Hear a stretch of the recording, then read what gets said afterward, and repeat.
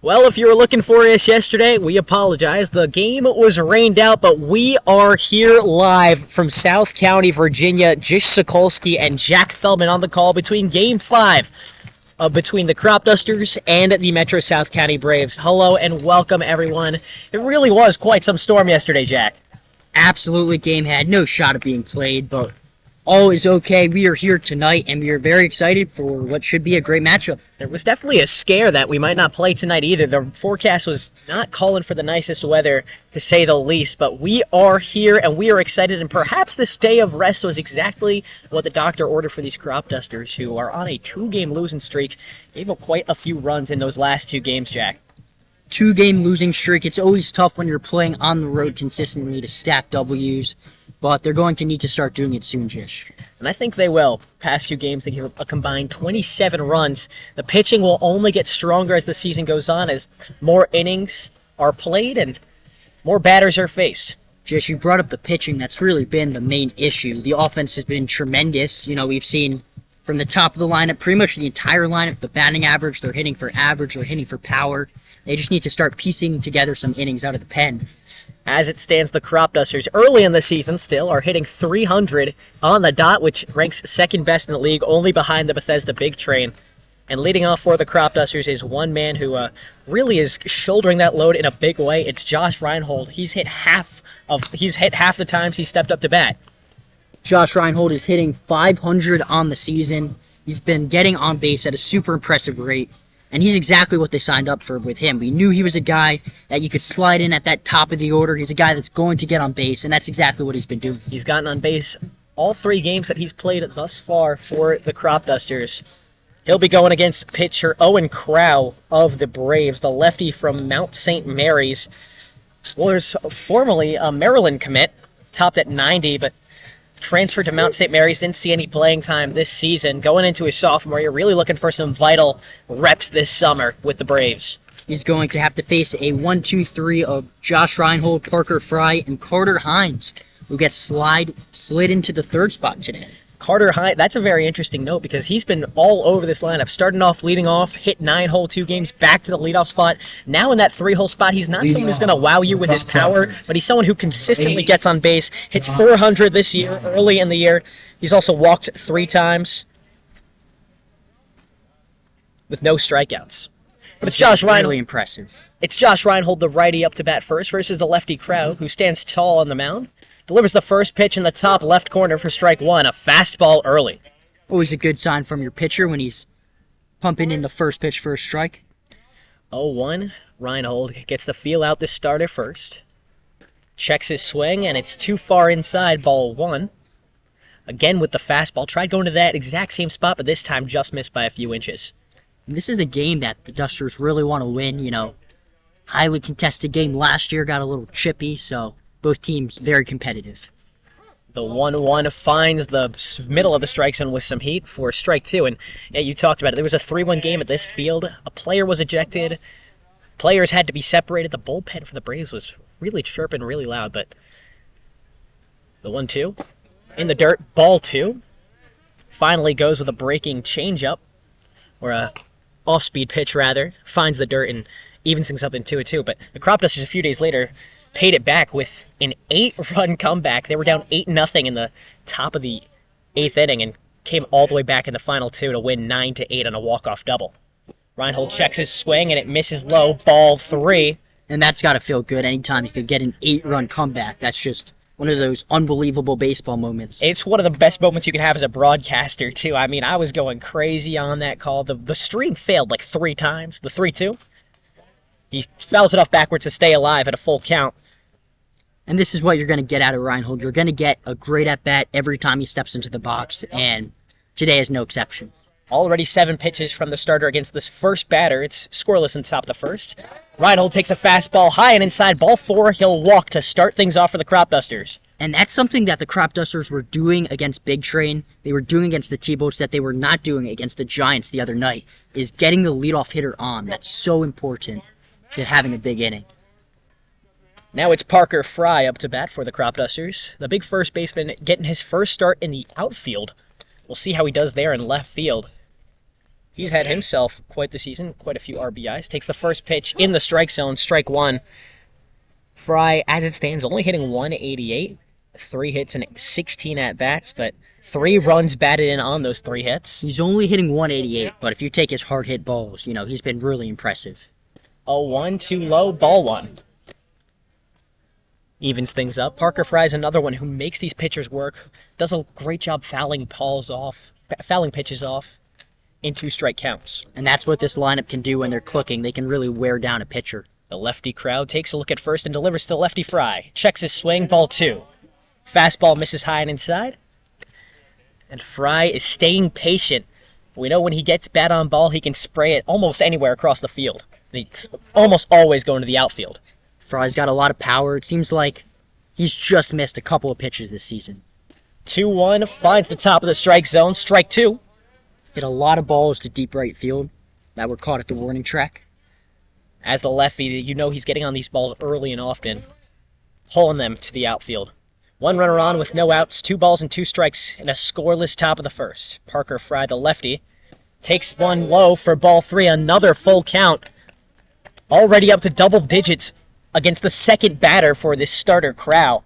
Can really start making you feel fatigued as the outing goes on. Of course, we can't say anything just yet. Only 2 batters in. He pops one up to shallow right. The right fielder comes up and makes the grab for out number 1. Not the most well-hit ball, but that'll be good for out number 1. Yep, and, something that Reinhold is probably worrying about at first right now is whenever you're the first runner of the game, first base runner of the game, you always want to try to draw the pickoff throw, especially when it's a lefty. So you want to see his move, you want to see his B move, you want to see his A move, so we'll see if we get to see that real soon.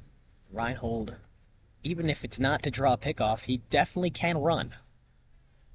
Next batter is Carter Hines in the 3-hole spot. We were talking about him at the top of this inning. He's gone 6 for 15 at the plate so far in this young season with 2 runs batted in, 4 walks, no strikeouts. And Reinhold at first has 2 steals that leads the Cropdusters so far this season. 1-0. Takes it high, ball 2. Carter Hines has a great feel of his strike zone. He really does, and he is locked in right now. Seems like every ball he's making contact with is hit hard to right field. He's been hitting good pitchers, high velocity. Doesn't seem to matter. He just hits. Good tendency to poke one through the infield to get those base hits. It's 2-0 right now. Make it 3-0. Fastball misses high and inside. He's also a very disciplined hitter. He's not going to help you out. And if the pitcher's not going to throw strikes, he's going to take his walks. 13th hardest batter to strike out in B2. One of the best stats I think I've ever seen. He's 3-0 on the precipice of a walk. Here's the 3-0. Misses low and inside on the fastball for ball 4. That'll put a runner in scoring position for the first time today for the Cropdusters, with just 1 out in the top of this first. No score. I'm sure Coach Leader wants to see his team get out to an early lead ahead. That's something that we have not seen that often so far. They fell behind against Gaithersburg. They fell behind against Big Train. So an early lead would be very welcoming for the Dusters. 2 early walks sets up nicely for the cleanup hitter, Jimmy Kirk, in the designated hitter spot. The righty has been absolutely lethal in his limited at-bats this season. Takes the first pitch, swings right through it for strike 1. A little too early on that one, but was looking to send that out of the ballpark. I mean, he's hitting .556 on the season, already a homer. Whenever you can get runners in scoring position for this guy, it's always going to be a good thing. He's been an absolute monster so far. He went 4 for 4 with a walk in his last start versus the Big Train, including a double and that home run you talked about. The 0-1. Misses high and inside, ball 1. If Owen Crowe, the starter, knows what's good for him, he's going to try and miss him every direction. Can't put one in Jimmy Kirk's wheelhouse. You can't. He can hit breaking balls. He can hit fastballs. We've seen him, adjust to the 2-strike breaking ball, slap it into left field. We've seen him go opposite field for extra bases. Swing and a miss for strike 2. 1-2 the count for Jimmy Kirk. And even on the times when he gets up to bat and he doesn't get hits, he's still hitting it hard. I think back to a time in Silver Spring, he hit it 102 off his bat right to the shortstop. Unfortunately, that was a line out, but it was really, really hit hard. The 1-2.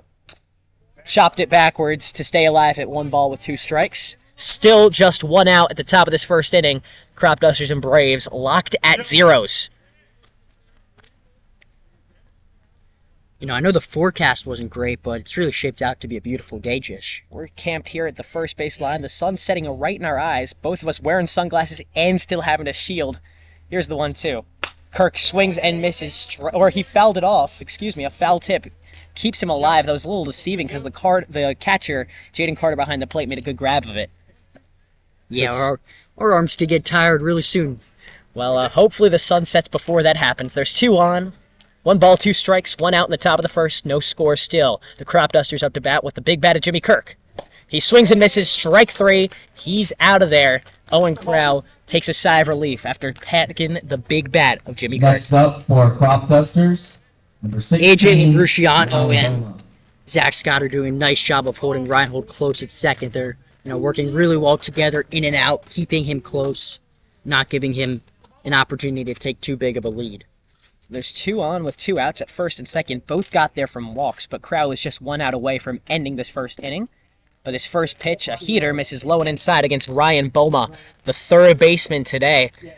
He's gotten a hit in every game he's played, hitting .294 on the year. That's 5 hits and 17 at-bats, with 4 walks as well.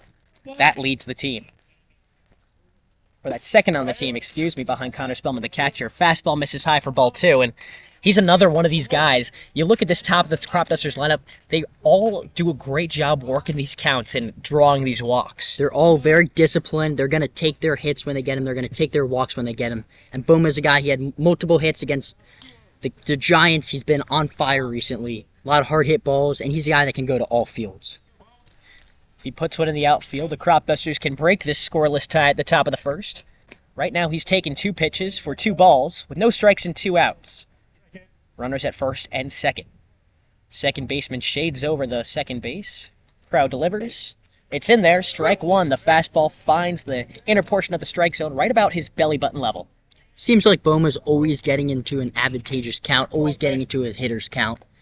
And he does just that right here. 2-1 is a hitter's count. He's got it right now. The 2-1. He takes it low and inside. A ball 2. Escapes Jaden Carter's glove behind the plate just for a second, but he gets it back. Now it's 3-1. A real good count for Boma to swing the bat on if he gets the right pitch. When you're in a 3-1 count with runners on base, you're looking for a spot, you're looking for a specific pitch. You don't want to miss it if you get it. Crowe takes a look back and delivers. That's popped up to the first base side foul. The first baseman stares at it as it lands for just a foul ball. So that'll load things up with 3 balls and 2 strikes, and you hear the Cropdusters bullpen over there in right field chirping, both the outfielder and infielder not being able to track that one. Yeah, there are a good amount of returners on this Cropdusters team, and they're not going to forget what happened last year. They're going to take every opportunity to give it back a little bit to this Braves team. None of them are in that bullpen right now, but I'm sure they heard the stories of what happened the last time the Cropdusters made the trip down to South County. Full count with the inning on the line. Runners at second and first with no score at the top of the first. Foul backwards to stay alive. Boma making this pitcher work even more. This is the 3rd full count that Crowe has worked himself into. The previous 2 were walks. And that's a play, going back to that pop-up, that, first baseman, catcher Halligan has to make. You can't give this Cropdusters offense multiple opportunities, multiple chances to get these runners in. The 3-2.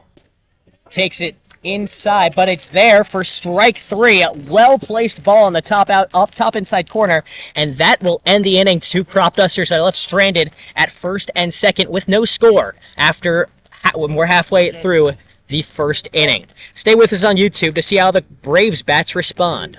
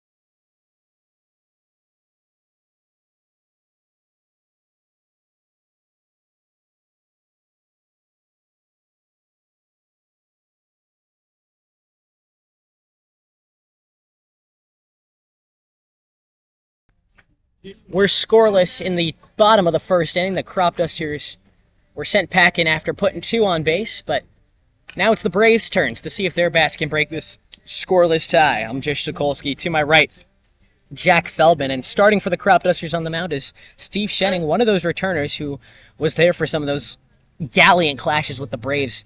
This is his second appearance of the 2024 summer after coming in relief against the big train. One he'll probably want to have back, Jack. And we're getting to that spot of the season where guys are going to start to get their second performance, second time on the mound, and they're just going to get better and better with the more experience they have. Steve Schenning is one of those, and I talked to him after the game, too. He said the lighting in Big Train wasn't necessarily the most ideal. He couldn't necessarily see his catcher's signs, so the lighting today should be a lot better. Leadoff hitter Caleb Sanders takes one in the dirt for ball 2.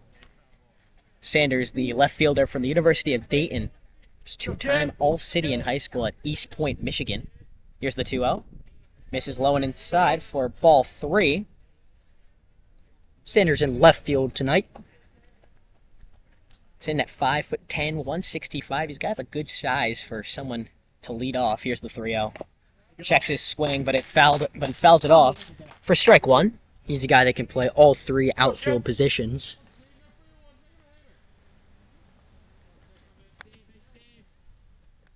Sanders, in his last game against the Aces, went 1 for 4 with 4 runs batted in off a grand slam tonight in leadoff. He swings through the 3-1 for strike 2, and Schenning is 1 strike away from putting him away. Here's the full count offering. It misses low and inside, ball 4, so just as the Cropdusters started, the Braves lead it off with a walk. Schenning's a guy that he's not going to overpower you, but he's going to mix it up. He's going to miss bats, and he's going to draw weak contact. Dylan Can now up to bat for the Braves. He's ground ball here. He was the 3-hole hitter, now in the 2 spot for the Braves against the Aces. It was a 9-2 victory, or an 8-2 victory, for the Braves against the reigning South Division champions. First pitch from Schenning spikes off the dirt for ball 1. Cam went 2 for 4 in that game with 2 runs. Cropdusters in double play depth, looking for a ground ball. Erase the leadoff walk. 1-0 the count with a runner at first. Still scoreless in the bottom of this first inning. Schenning delivers. That's swung on and sent to shallow left field, where Parker Fry runs up and makes the grab for out number 2. So that'll be good for the first out, and Steve Schenning is probably thanking his outfielder that Up he next made the for your squeeze of Braves, that. Put number up to a 20, long run for Parker catcher Fry to make it Halligan. with the sun in his eyes. Yeah, that was a hard hit ball by Can, but just right at Fry. Sometimes that's baseball. So now Schenning has to face his first lefty of the night. That's catcher Halligan, a first-team All-Cal Ripken League selection last summer for the Braves. Also a first-team Nate. Kidding me? Ironically, a first baseman. Runner goes as the Steeler is safe at second. Caleb Sanders slides in head first. Put him in scoring position. That's a great jump by Sanders. Halligan from Houston Christian University.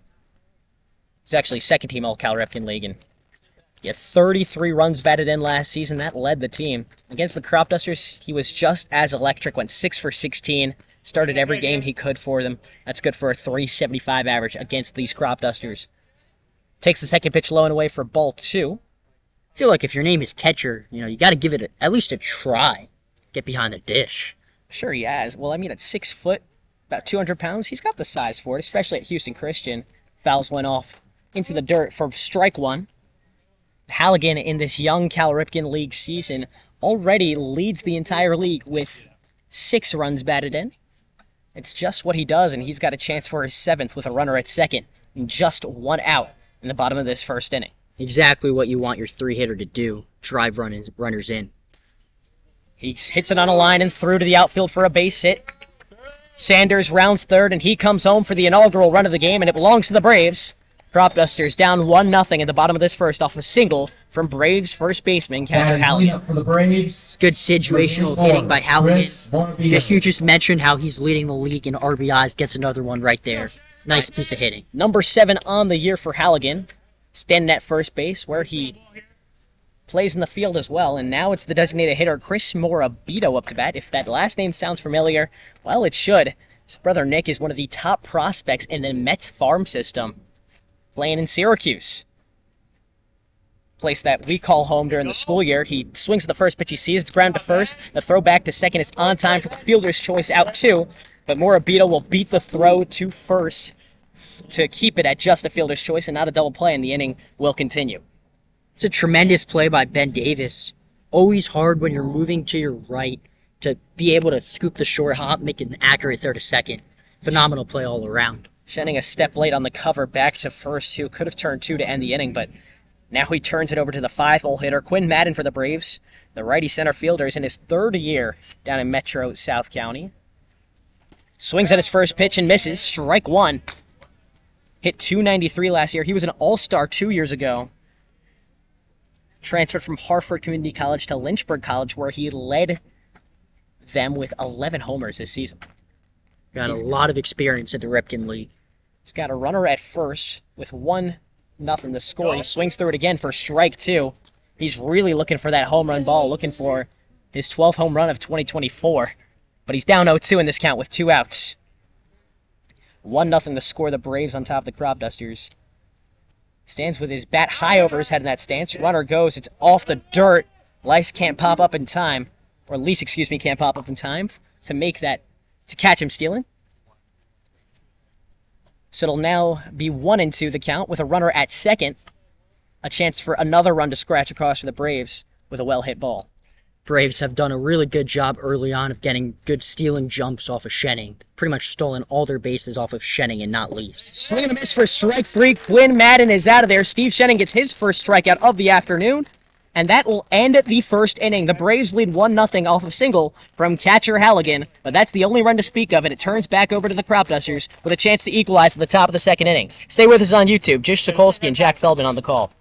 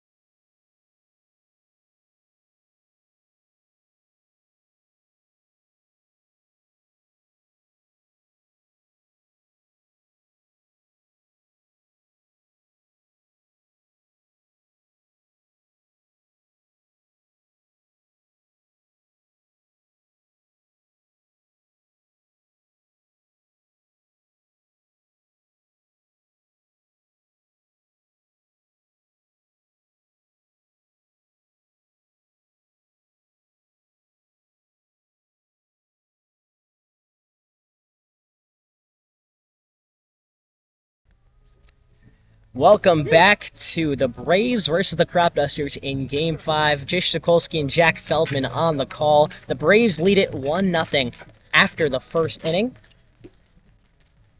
The Crops get a chance to equalize.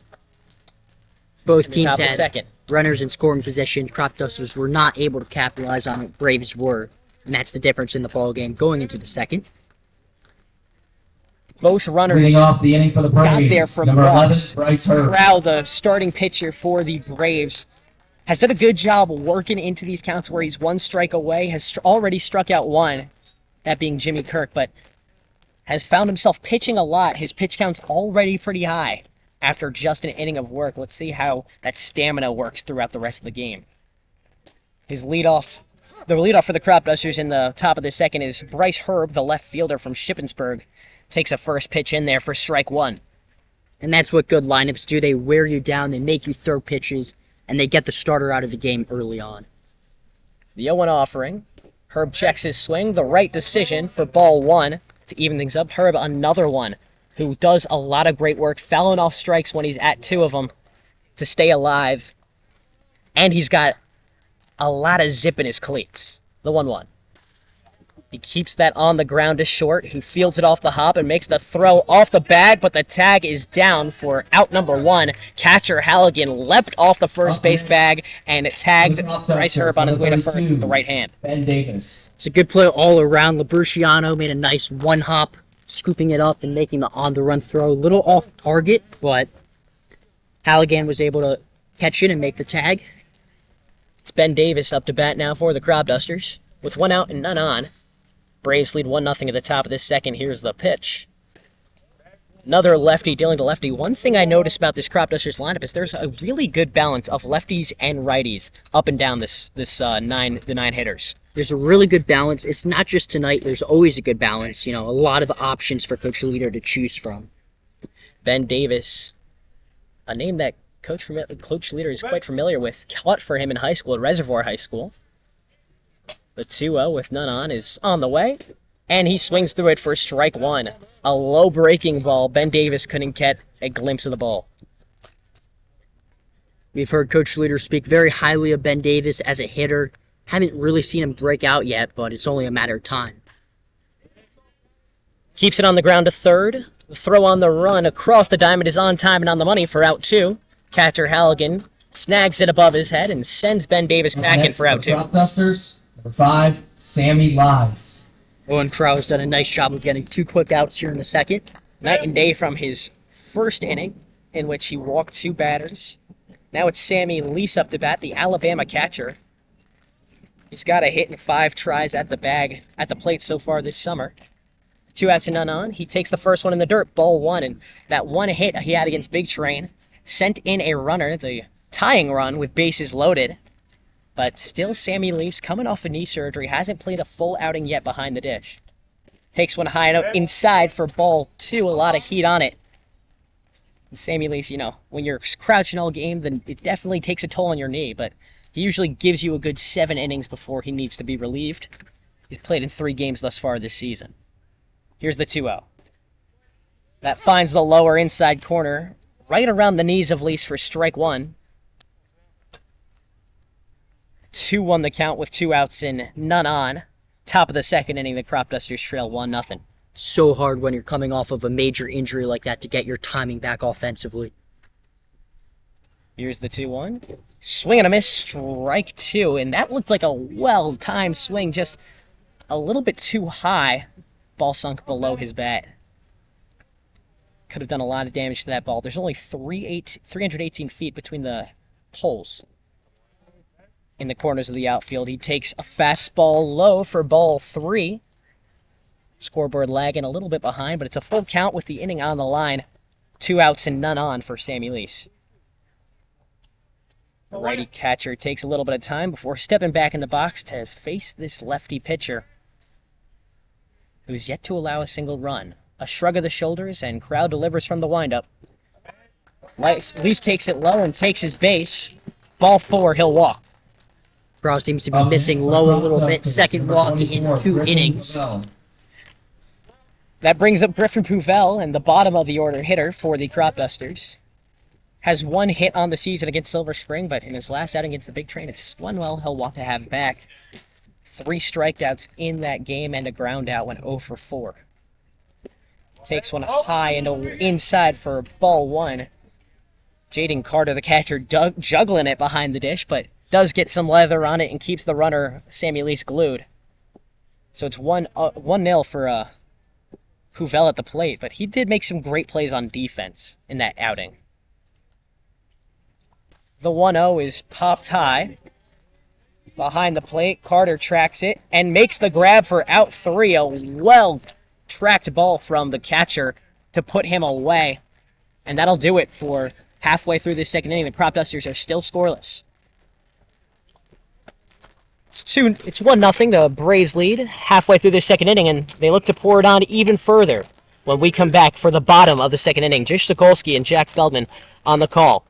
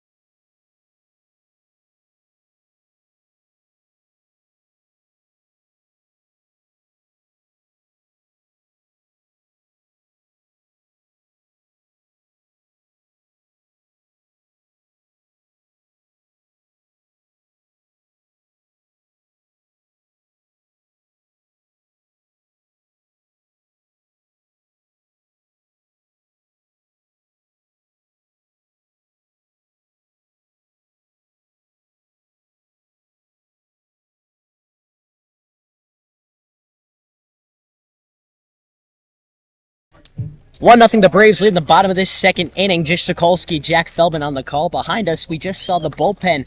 Lucas Garten gets Leading them off 5 the guys. inning, What do you the think? Braves, If you're number ordering 2, DoorDash, what's your Jaden go-to Carter. restaurant to go to? Five Guys has to be up there. I'd It say definitely Chick-fil-A, but that's a man that has his priorities straight. It's right a man there. of taste, but Come it on. is quite expensive. I don't know if he's getting paid to play for the Cropdusters this summer, but probably spent a pretty penny on some Five Guys DoorDash. Sometimes it's worth it. You get that bacon double cheeseburger. It's tremendous.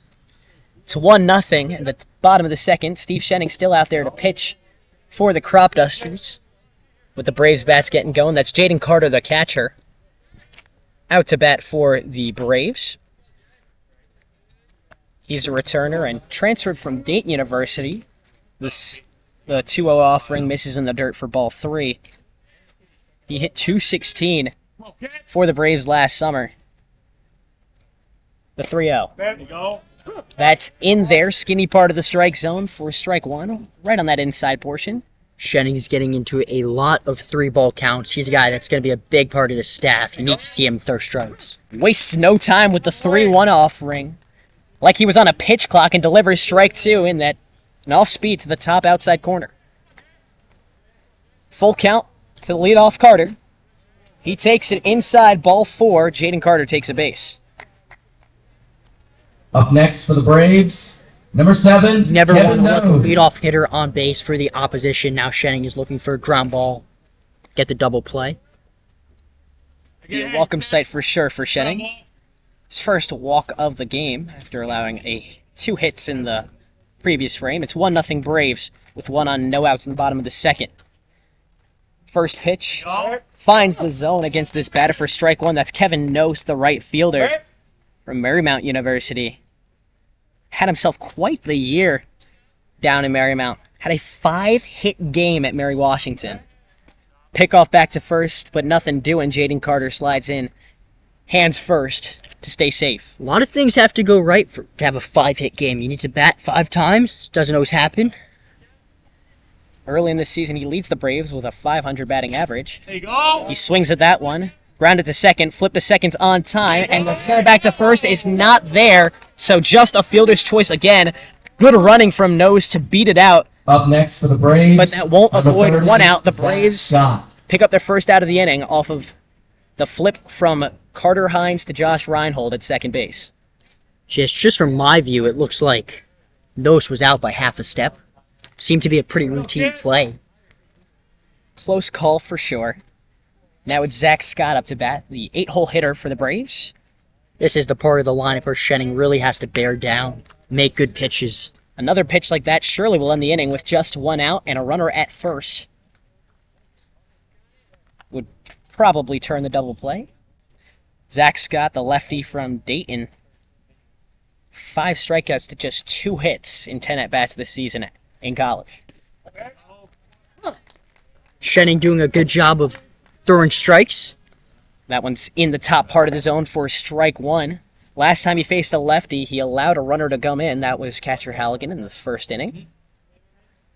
0-1 the count with a runner on and an out. Runner goes. Lease pops up, throws to second. It misses. Hines there to back it up to keep it from going to the outfield, but the steal is successful. Braves just running all over this Cropdusters team right now. Looks like Schenning needs to do a better job of holding runners close. Lease had a good pop-up on that. The throw and the accuracy was just a little bit off from Lease. It's the exact place you want to put it. But unfortunately, that does take the double play off the table for the Cropdusters with a runner at second. Just 1 out. Scott takes one high and away for ball 2. When you start getting to the bottom of this lineup, you have to be filling it up. You cannot be giving up free passes to the 8-hitter, the 9-hitter. You don't want to turn the lineup over with runners on base. Schenning has attacked the north part of the strike zone. Let's see what he does with this 2-1 with a runner at second and 1 out. Goes north again, and it's fouled off for strike 2. Little off speed on that one, but it caught Zach Scott by surprise. A little late on the swing. Got under it and sent it backwards. 2 balls, 2 strikes. A runner at second with 1 out in the bottom of the second inning. The Braves lead 1-0. Chopped foul again to stay alive at 2-2. It's a good pitch by Schenning low in the zone, but an even better job by Scott to spoil that one. I would say Scott got a little bit lucky getting bat on ball for that. Just barely grazed off the bottom of his barrel. With 2 balls and 2 strikes, Zach stands in that lefty batter's box again. Shedding a look back in the delivery. Popped into the air and backwards. And these are the battles Schenning has to win when you get into these long at-bats. You cannot be walking the 8-hitter after a 6-7 pitch at bat. Their battles he has won in the past, had a 6 strikeout outing last season in his only start against Southern Maryland. The 2-2 just barely misses outside the strike zone at about the thigh level for ball 3. So now a full count with 1 runner at second. Walking this batter here would not be the worst thing in the world because it reopens the possibility for a double play. Shedding a look back at the runner at second. From the stretch. That misses high, ball 4. So now the double play's back on the table with 2 runners on. And the 9-hole hitter up to bat. Number 27, AJ Labruciano. It's AJ Labruciano up to bat for these Braves. The righty from Rider University struck out 6 times when he played the Cropdusters last season and had 10 errors in the field. He is a returner for the Braves, but had a nice throw across the diamond earlier today. Just because he has those 10 errors doesn't mean he can't field. Shows bunts. Misses his bat, but finds the zone. Strike 1. This is a good bunt situation for the Braves. 1 out, runners in first and second. You got your 9-hitter up. Try to give Caleb Sanders, who's lurking on deck, an opportunity to drive the runs in. The 0-1. Swings through it. That's grounded to third. The throw to second's on time. Back to first. Cannot get there. He's safe again. So the double play has evaded the Cropdusters now 3 times. It'll just get them 1 more out. They're up to 2 with runners in the corners, and the top of the order due up. It's like Labruciano just hit that ground ball a little too shallow, was not hit hard enough to give the Cropdusters a real opportunity to turn 2. Boma took a few steps onto the grass up. Although I should say the entire infield here at South County High School is made of grass. So it's hard to see where the dirt portion would end and where the grass would begin. Do you think that would disrupt the timing or the positioning of these infielders? Or you think they use the base? 2 outs. That's hit well into the outfield for a hit. 1 run will score from third. And Caleb Sanders, the 1-0 hitter, will stop his run at first. Dylan With Labruciano at second, and now Dylan Can's up to bat with 2 outs and 2 on. Just sometimes when you get these grass infields, they have a really big lip. So it's kind of hard, especially for a third baseman to play. You either got to get the ball before the lip or let it take that long hop. So third base positioning, especially on a grass field, is very important. Shenning's first pitch to Can misses high and inside on the fastball for ball 1. Can grounded into a fielder's choice his last at-bat. Or excuse me, just grounded out. 1-0 the count. He swings and pops it up. Schenning points at it in the air, and Sammy Lease, the catcher, gives chase, and he makes the squeeze for out number 3. Another run crosses for the Braves this inning, but that's all she wrote with a runner stranded in scoring position. It's 2-0, Braves on top of Cropdusters. The Cropdusters can dig into that lead when we return for the top of the third. Jish Sokolsky and Jack Feldman here with you the rest of the way.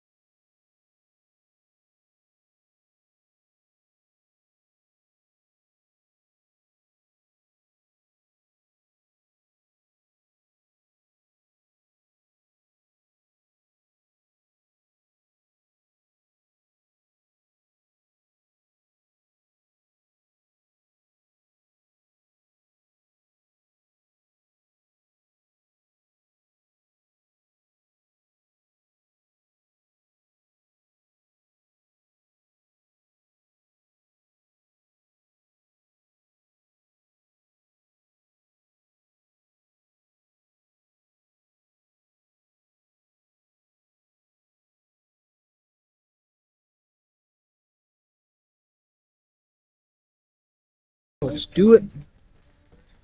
We welcome you back for the top of this third inning. Jish, Sokolsky, and Jack Feldman on the call. The Braves lead 2-0 after 2 innings.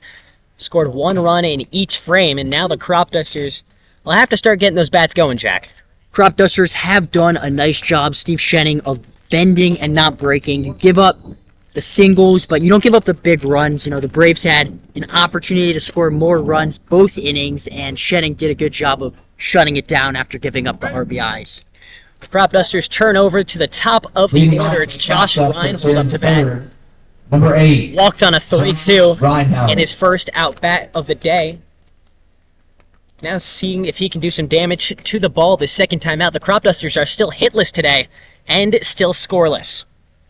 Always a good opportunity when you get your leadoff hitter leading off an inning in the middle of a game. Reinhold pops one foul for strike one. Not sure where it went. The sun is really setting right in on our faces, Jack. It's a little hard to see, but we still have our fake brims with using our hands to really track this.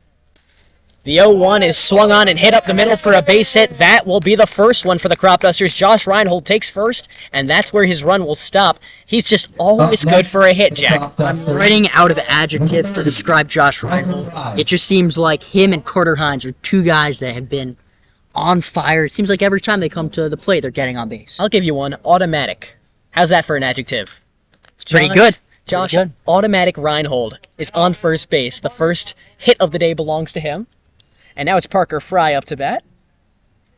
0 for 1 with a pop out his last at bat. Brian Scott petering over our shoulders. I don't know, what are you looking at, Brian? Just come see what y'all were up to. We're up to this broadcast right here. I want to interrupt your work. It's all good, no worries. Brian Scott, a center fielder for the Cropdusters. Josh Reinhold picked off at first. Did he slide in on time? No, he did not. Second base umpire says he's out, much to the chagrin of the Cropdusters bullpen, verbally showing their frustration and disagreement. That's the first time Josh Reinhold's been caught stealing this summer. He's now 2 for 3 on the year. There have been some bang-bang plays made by that field umpire. Seems like first couple have gone the Braves' way. See if that continues to be the case. So now Fry has no base runners on. Awaiting the first pitch from Crowe. Checks his swing and it's low. Did he go? No, he did not, says the third base umpire. Now much to the chagrin of the Braves bullpen. I don't know if the umpire saw that. That took a really long time to make that call. Looks like he was pondering some things. Fry the lefty versus Crowe the lefty on the mound for the Braves. He delivers the 0-1, the 1-0. Now it's 1-1. That finds the zone cleanly for strike one. Just I'm trying to find a position here where if I tilt my head, that light pole blocks the sun. It's not working so far. The 2-1 misses low. You didn't really need to block out the sun to see that one. Sunk way too low, right at the toes of Parker Fry. Fighting Keep through his some head up. adversity. That's what we do, Jish. That's what we do. They call us gamers. This is why we play, Jack. I don't know about play. We don't play. We broadcast. We're all business here. We never have fun. 3-1 the count with 1 out and no runners on. Cropdusters down 2-0. That misses high. Parker Fry takes a base. The third walk of the day for Owen Crowe, the starter for the Braves. And that'll put Parker Fry on base for the first time. Cropdusters. Always good to have Number base runners up Carter for Carter Hines. Hines. He's a guy that can put the ball in play pretty much automatically, as Carter. you so eloquently described him. Well, that was more for Josh Reinhold, but Carter Hines might as well I'd give it to have- both of them. He Come might as on. well have the same exact nickname. He plays second base today. Both middle infielders, both get on base pretty much every time. They're like a well-oiled machine in that middle infield, too. Great dynamic duo. Both of them great at defense, too. We're singing the praises of both of them. Just Hope you they got listen back to this. a fun shirt on today, some pineapple. I do. I love this shirt. I believe this is the same shirt I wore when the Cropdusters made that 8-run comeback versus the Braves. 1-0 is kept on the ground, chopped to the third baseman who fields it. Throw to seconds on time, but the throw back to first cannot beat the lightning quick legs of Carter Hines. A fielder's choice puts it to 2 outs with a runner at Up first. next for the Cropdusters. Hines runs too low to double hit Jimmy the Kirk. ball like that. And now you have a base runner for Jimmy Kirk. You who's hear been- about hard 90s when running the base paths. I think Carter Hines runs a hard 105, and that might be the miles per hour. Lightning in those cleats. What made you settle on 105 there? I don't know. I think that's just a little bit more than 90. It's enough to beat a throw back from second to first, for sure. It's Jimmy Kirk now up to bat. He struck out his previous at-bat with 2 outs and 1 on. He can tie the game with one fell swing here. Always hits for power. Takes one low. It's off the backstop. Carter can't locate it, and Hines will walk to second base on the wild pitch. Good job of base running by Hines there, reading the play. He was off as soon as that ball got by the catcher, Carter. First real blunder for the starter, Owen Crowe. First wild pitch we've seen from him today. He's had a good job finding the zone, or at least working around it. The first real miscommunication between catcher and pitcher. The 0-1 is in there. Strike one. Jimmy Kirk doesn't like it. Hurls his body back in disagreement. But a called strike one in the inside corner. Crowe's given up a pair of walks tonight, but haven't seemed to hurt him so far. 1-1 the count, with 2 outs and a runner at second base. Crowe takes a look back at the speedy Hines and delivers. Kirk swings and pops it towards the foul area on the first base side. Halligan stares at it over the fence for strike two. And we've seen plenty of balls hit over the fence by Jimmy Kirk. Perhaps he'd want to put it a little bit more in play, but displaying a little bit of the power we've seen, just didn't have the contact on that one. Kind of nubbed off the edge of his bat. Jish, I don't know if that's the fence we want him hitting it over. 1-2 the count. 2 outs and a runner at second. Would be the first run if Jimmy Kirk can get a well-hit ball here. 2-0 the Braves lead in the top of this third inning. Crowe swivels his head slowly and delivers. Kirk swings and fouls it off, but into the glove of Jaden Carter for out 3. A strikeout again for Jimmy Kirk, and that'll end the inning with a runner stranded at second, and the Braves holding on to a 2-0 margin of victory as we head to the bottom of this third inning. Cropdusters defense gets to work yet again when we return. Stay with us on YouTube. Jish Sokolsky and Jack Feldman on the call.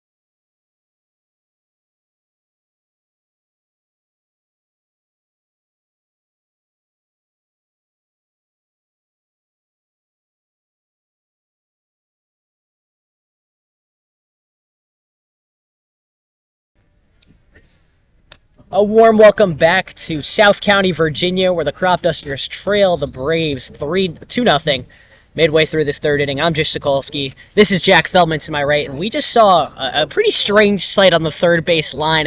They said they were celebrating National Yo-Yo Day, and to honor it, they had a player hit a piñata. Let's see how that makes sense to me. I don't understand the correlation there. Number 20. And the piñata, I don't even think the piñata exploded. I think they just hit. It kind of just fell off the string. There was no candy in it either. Very lackluster performance. Whenever there's a piñata, you gotta expect candy. I mean, If the Cropdusters are at home, I think it would be filled with candy, and we'd have plenty of kids going to collect it. Steve Schenning faces catcher Halligan to start this inning. Schenning, the pitcher for the Cropdusters. Halligan scored the first run off a single for the Braves today. He's the 3-hole hitter and leads the league now with 7 runs batted in. Shot foul for strike 2. I can go for some candy right now. I could go for some. What kind of candy are you craving right now? I'm more of like a sour guy, like sour you're Skittles, speaking my language, sour Jack. Patch. I'm not really a chocolate guy. Jack, we don't agree a lot on this broadcast sometimes, but when it comes to sour candy, I'll take that any day. Another swing and a well-hit ball deep into right. Parker Fry catches it off the hop for out 1. Parker Fry, a bigger guy out there, makes a nice athletic Up play. next for the Braves, Pink catch. number 24. He didn't I have, would describe that as gazelle-like. I don't think he even really had to leap for that. As you said, he's 6'5". He didn't have to run that far, about maybe 2 to 3 steps. Glove wasn't even extended. The hop was just for the style points, in my opinion. Da-na-na, na-na-na. The style points is good enough for the first out of the inning. So, however you can get them, you'll get them. First pitch against the cleanup hitter, Moriello, is in the bottom of the strike zone for strike one. Schenning wastes no time with pitch two, and it's fouled off for strike two. Seems like the leadoff hitter for the Braves has been on base every inning, so a great job by Schenning to get the leadoff guy out. He's now up 0-2 with one out and none on. He's taken a little bit more time for this pitch after the previous was fouled off. Checks his swing as the ball sinks too low for the first ball. Schenning seems to be in control now. He's pounding the zone early, a good 0-2 pitch there. Morabito, the designated hitter from just down the road in McLean, Virginia. You went fishing there earlier today, right, Jack? I did. Not a great day on the water. We were out there, we were looking for catfish, we were looking for bass. Didn't really catch much. Looks like Morabito's not going fishing for anything as a pitch misses low for ball three. It was an absolute aquarium 2 days ago. Just pulling in fish left and right. Full count. He swings through it. Strike three. A drop strike three. Lease makes the throw to first on time for out number 2 of the inning. Ben Davis brings it down and tags up. Absolutely loving this. A swing and a miss for Morabito. Flew out his last at bat. Number 1, Quinn Madden. Now it's Quinn Madden up to bat. He struck out his previous at bat. This has been quite the knock on wood, but quick inning for Steve Schenning. Already threw 2 outs. No hits, no runners on. That's the first time we've seen that so far today. First time we've seen it today, Jish, but if you only had to get 2 outs, it'd be a much easier game. Madden turns on the first pitch he sees and places it in the gap in left center. He'll turn for 2 after touching first base. The left fielder finds it, makes the throw back to the diamond on time, but that'll hold the run at second. So I guess that's the announcer jinx. I think we're going to need some sort of formal apology for that one. I'm so sorry about that, Steve. Stepping up to the plate for the Braves. As soon as you say something, it's like Murphy's Law. It's not going to happen. I don't think that's Murphy's Law, but that's close enough. One of the laws. Sokolsky's law. Maybe. Maybe it's the Sokolsky-Feldman broadcast law. I don't know. What do you got to do to get a law named after you? Probably something pretty big. I think you got to be a senator. Scientist? Newton? Do we know any? Yeah, well, I was going to say, do we know any legislative laws that have actually been named after people we know? First pitch is in there, strike one to Jaden Carter, the 5-hole hitter.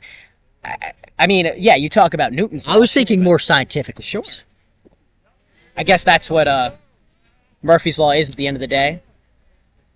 Jaden Carter checks his swing on a ball in the dirt to even things up at 1-1 with 2 outs and a runner at second.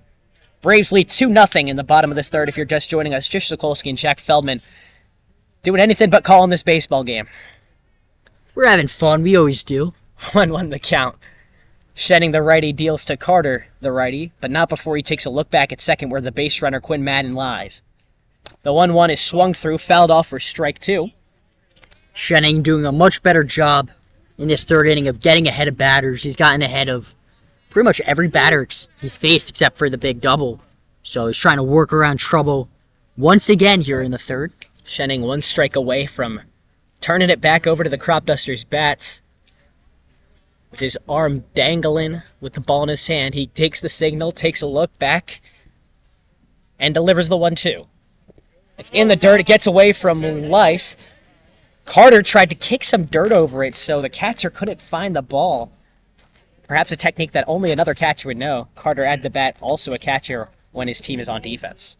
It's an interesting strategy. I've never seen that before. Lease does find it and keeps the runner. Swung and kept on the ground to third. Boma makes the turnaround throw to first. Over the head of Davis. That'll bring Madden home from second as Carter takes the second base on a throwing error. That'll make it 3-0 Braves.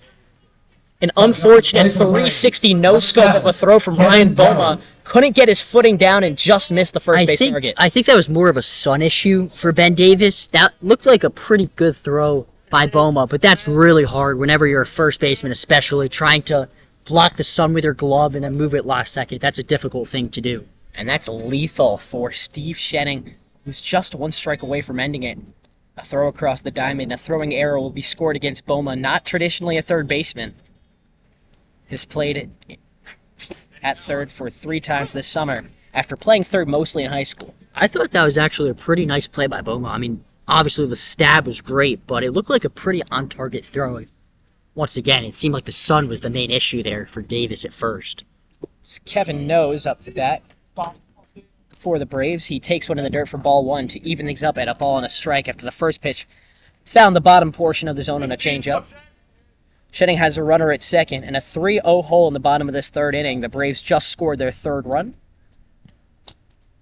Here's the 1-1. Kept on the ground and fouled for strike two. Schenning again just one strike away. And he's doing a good job now just forcing that weak contact. He is. He's giving up a lot less hard-hit balls this inning. He's mixing it up. He's getting ahead of batters, missing bats. Looking real strong here in the third. Outside of that one double, Schenning has done a good job shutting down these Braves batters on their second go-around. This is Nose's second time. Grounded into a fielder's choice his last at-bat. Takes one high for ball two. Good eye from Nose. I see what you did there. Nose, the right fielder from Marymount. Head, shoulders, knees, and nose. Eyes and ears and mouth and nose. He takes it in the strike zone for strike three. So the eyes not as good from Nose there to end the inning. Not before a run scratches across for the Braves, listed as the Stallions on the scoreboard. It's 3-0 as we head to the top of the fourth. The Cropdusters look to get out of the goose egg on this scoreboard. Stay with us on YouTube. It's Jish, Sokolsky, and Jack Feldman giving you all the action.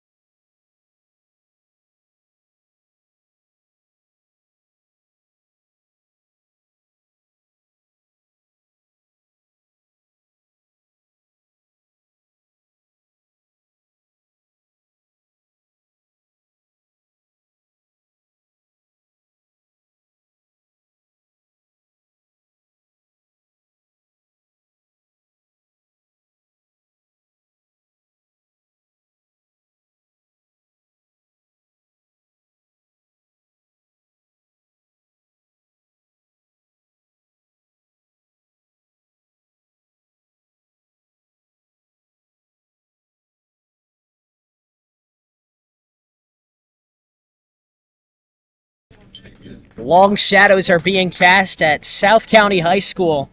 At the top of this fourth inning, there's a new pitcher on the mound for the Braves as they lead 3-0.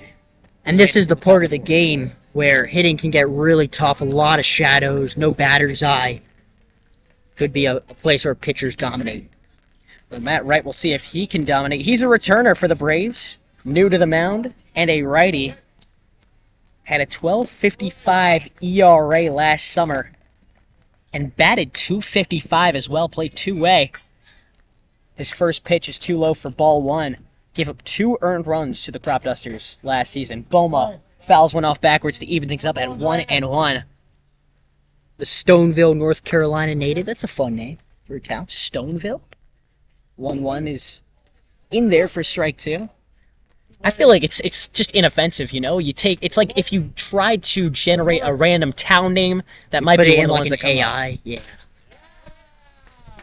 Boma gets a good piece of that ball and sends it into left field for a base hit. He'll reach first base, and Matt Wright's first batter reaches first on the hit. Second hit of the day for the Cropdusters. Boma's been really impressive. We're talking about his hit streak. He's been spraying the ball all over the field to start the season. Now it's Bryce Herb up to bat for the Cropdusters. Schenning has kept them in the game. The offense has to hit, which they've done all season. The second best hitting team statistically in the Cal Ripken League. A lot of that is thanks to Bryce Herb, who takes one in the dirt for ball one. Herb on the year has hit .333. That's a third of his at-bats. That's kept on the ground and up the middle and through the gap for a base hit. Bryce Herb reaches first, and the runner at first reaches second. So now there's 2 on, 2 batters faced, and 2 hits. A slow start for Matt Wright on the mound for the Braves. The first real big break for the Cropdusters today. That looked like a tailor-made double play. Dylan Can could not handle it over at the hot corner. Missed him to the right, trying to track in between the gap in short and third, and you can't make the excuse for the sun being in your eyes there because it's shining on his back. So now the tying run is at the plate, and that's Ben Davis if he can hit one out of the ballpark. Stares at the first pitch, low and away for ball 1. I don't know, that looked pretty far outside the zone for me, but it's strike 1. Cropdusters are going to have their 7, 8, 9 hitters try to knock these runs in. Davis, Luis, and Puvel. 0-1. Takes it high and away for ball 1, but Ben Davis is not your typical 7-hole hitter. The lefty hit .358 this season at McDaniel College. 49 hits, 6 home runs, another one would tie this ball game up. 1-1 the count, no outs and 2 on. Cropdusters trail by 3. Here's the pitch. Contact and foul. Davis has a really good, short, compact swing. He hits well off a high velocity. We saw that against Big Train. Little early on that swing to foul it off to the right side to make it a ball and 2 strikes. Right settles in. Left foot in front of right for the righty. Dealing to the lefty. Swing and a pop fly ball deep into center field. Madden tracks back and makes the grab over his head. Tagging up is Ryan Bowman. He'll reach third safely on the run from second. And Bryce Herb also tags up from first after the throw. Leaves Quinn Madden's hand awkwardly. Dies before it reaches the infield. So now there's 2 runners in scoring position with 1 out. That's a huge play from Bryce Herb to take away the double play. That is a phenomenal play. Really heads up. He read that as soon as it left the left fielder Sanders' hands. He knew he was missing the cutoff man, and a good job by him to take the extra base. Take away the double play opportunity for the Cropdusters. It's 3-0 Braves with a tying run at the plate again. A sacrifice hit from Ben Davis brings the runners into second and third. With Sammy Lease up to bat, he takes the first one inside of the belly button for ball 1. Cropdusters have had runners in scoring position pretty much every inning. They just have not been able to capitalize yet. Still looking for that big hit. Sammy Lease could give you that. The catcher from Alabama swings and misses for strike 1. He was looking for it there, and we've seen when he gets a barrel on that ball, in batting practice, he was hitting nukes. Sammy Lease is a guy that we're just waiting to break out. He's looked really sharp in batting practice. A lot of pop. Swing and a miss for strike 2. Tried to turn on a high changeup, but instead gets nothing except for a strike. 1-2, 1 out, 2 on. That hits him. That'll load the bases with the bottom of the order up. Up next, Cropdusters bullpen is fired up about that. I don't know if they're just closer to us today, but they've seemed very vocal. I think that they are very vocal considering what happened last time these 2 teams met here. It's a 3-1 Braves win, but throughout the entire game, the Braves bullpen was chirping, the Cropdusters bullpen was chirping. Really, a fight almost broke out. Like, it's almost a mockery of the sport, what happened last time. And I'm sure there was emphasis made on both sides to not have a repeat of that kind of mud fest. It's Griffin Puvel, the bottom of the order hitter. Up to bat, he takes 2 pitches, and they're both balls to go ahead 2-0 against Matt Wright, who's now in quite the pickle with bases loaded. A walk would bring in the Cropdusters' first run. Here's the 2-0. Misses high and inside. Puvel doing a good job seeing his zone, and if he walks, that also brings up the top of the order with Josh Automatic Reinhold. Nowhere to put Puvel, and Josh Reinhold is not a guy you want to face. The 3-0 finds the top outside corner, strike 1 with a fastball. Nothing that Puvel was ever going to turn on, though. Now with 3-1, Puvel swings and puts it through to the outfield, and it lands for a base hit and then some. Puvel might turn 3 as 1 run scores. 2 runs score. Puvel stops his run at second, and that'll make it 3-2 Cropdusters. A beautifully hit ball to right field by Griffin Puvel. Phenomenal swing by Puvel off the base of the wall in right field. And he's been looking for that big hit. He just missed a home run against the T-Bolts. Had a tough day. against Big Train and bounces back today with a huge RBI double. He was held hitless against Big Train with 3 strikeouts, and that's how you bounce back. There's a long season, and Griffin Pouvel hitting in the 9-hole spot, finds the sweet spot. Could have turned 3 as it was placed in the right field corner, but got to credit the right fielder for the Braves for getting his glove on that in time and halting the run at just a double. And now the top of the order's up for the Cropdusters. It's Josh Reinhold with a walk and a hit today. He's got 2 runners in scoring position. Takes the second pitch on the inside part of the strike zone for strike 1. It's 2-1, and the go-ahead runs at second base. Wow, this game has turned on his head. 2-1. That's in there for strike 1. Strike 2, excuse me. Matt Wright attacking the left side of the zone against the righty. Swings and misses for strike 3. Carter makes the throw to first on time to put him away after a drop. Strike 3 was called. Cropdusters still trying to get in. Number 30. Pouvel from second, and this is a part of the lineup that can start another rally, another quick 2-out rally in an instant. Hines is a guy that gets on base. Fry still looking for that breakout. Had a lot of hard hit balls the past couple of games. If Pouvel comes in, the Cropdusters take the lead. Fry takes one high and inside with a lot of heat. Could have done some damage if it hit his knuckle, which is where it was located. Ball 1. Fry, a very physically imposing hitter in the box.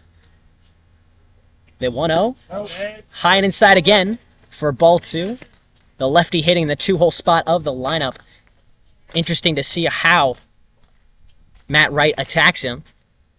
It's a good name for baseball, we'll say that. Reminiscent of the Mets legend. Ball misses low and away, so he's going to the other corner and still can't find any location. Ball 3. Parker Fry walked his last at-bat, and he's on the precipice of doing so again. Here's the 3-0. Takes it high. Ball 4. Parker Fry sees 4 pitches. None of them find the strike zone, and he'll take first base with bases loaded. And now Carter Hines up to bat. Mets legend Matt Stepping Wright. up to the plate for the Am I thinking of Cropdusters. someone else? I'm thinking of David Wright. aren't I? David Wright. That's who I'm thinking of. Wow. I met David Wright once. Did you? I was in New York City and I just ran into him on the sidewalk. Probably the wrong New York legend. You didn't want to meet that one, did you? You want to meet Jeter. Yeah, Jeter would have been nice. Never met Jeter. You know, but it's even if you meet someone who's not your favorite team, it's fun. it's cool, fun to 'cause- talk about. When I was in 5th grade, I met Muhammad Wilkerson. Do you remember him? He Yeah. was a D lineman Oh, yeah. for the New York Jets. Mhm.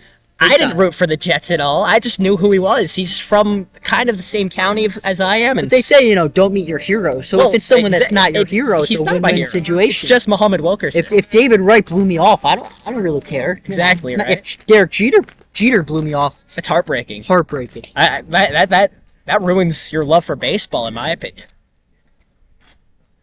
Let's get back to baseball. Speaking of which, Cropdusters trail 3-2 with bases loaded on the top of the 4th. Hines takes the first pitch in the strike zone. The slider finds it on the back door for strike 1, and Hines has reached base twice today on a hit and a walk. Just the exact guy you want up in this situation. Seems like he always comes through with that big 2-out knock. The 0-1. Slider breaks into out for ball 2. Or for ball 1, excuse me. Carter Hines staying patient with the bat. With 2 outs, he doesn't want to end it with the tying run at second, the go-ahead run at second. He turns on 1 and sends it foul for his second strike of the count. Makes it 1-2. And Matt Wright, just like that, is 1 strike away from getting out of this tumultuous inning. It's been rough for him so far, but if he can place that pitch really well, it'll do wonders for his confidence with bases loaded and a 1-run lead. The 1-2. Takes it in the dirt. That gets away from Carter, but the runner at third holds. Decides not to come home. That's Sammy Lease. Still, again, dealing with the knee soreness.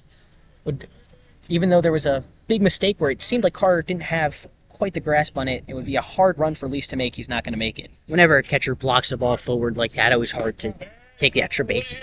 The 2-2 misses high, so now there's a full count. 3 balls and 2 strikes with 2 outs and bases loaded. A huge pitch on the way. A walk would tie this game up. Big Jimmy Kirk lurking on deck. He takes it low, and that'll tie it up.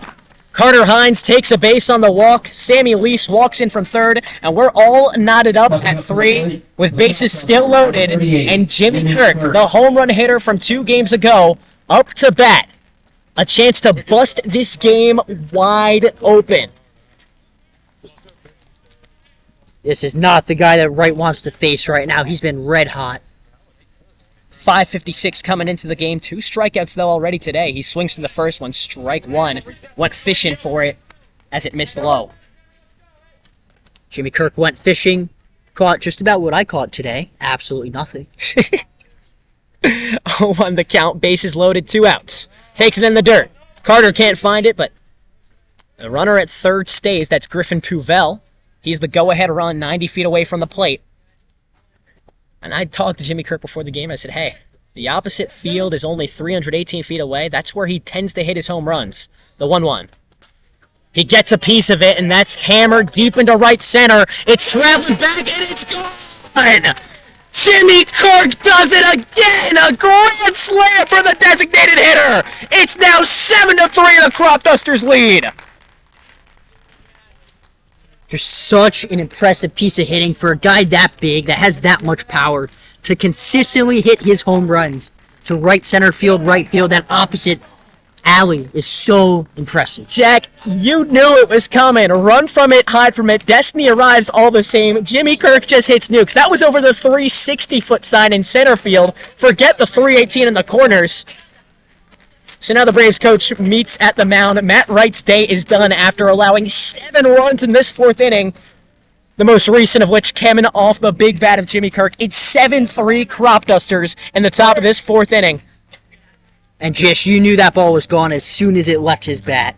No doubt about that one. Even with the sun in our eyes, you just heard the crack. It sounded like a home run ball and paid off in the end. It's 7-3. The Cropdusters came into this inning down 3-0. It just goes to show how quickly this game can turn on its head. The offense was getting a little bit going. They had runners in scoring position in multiple innings. They were just looking for that big hit, and a combination of Wright not being able to throw strikes and a couple big hits by a couple of Cropdusters, and they're out to an early lead. Still getting a number on this new reliever. It's 39 for the Braves.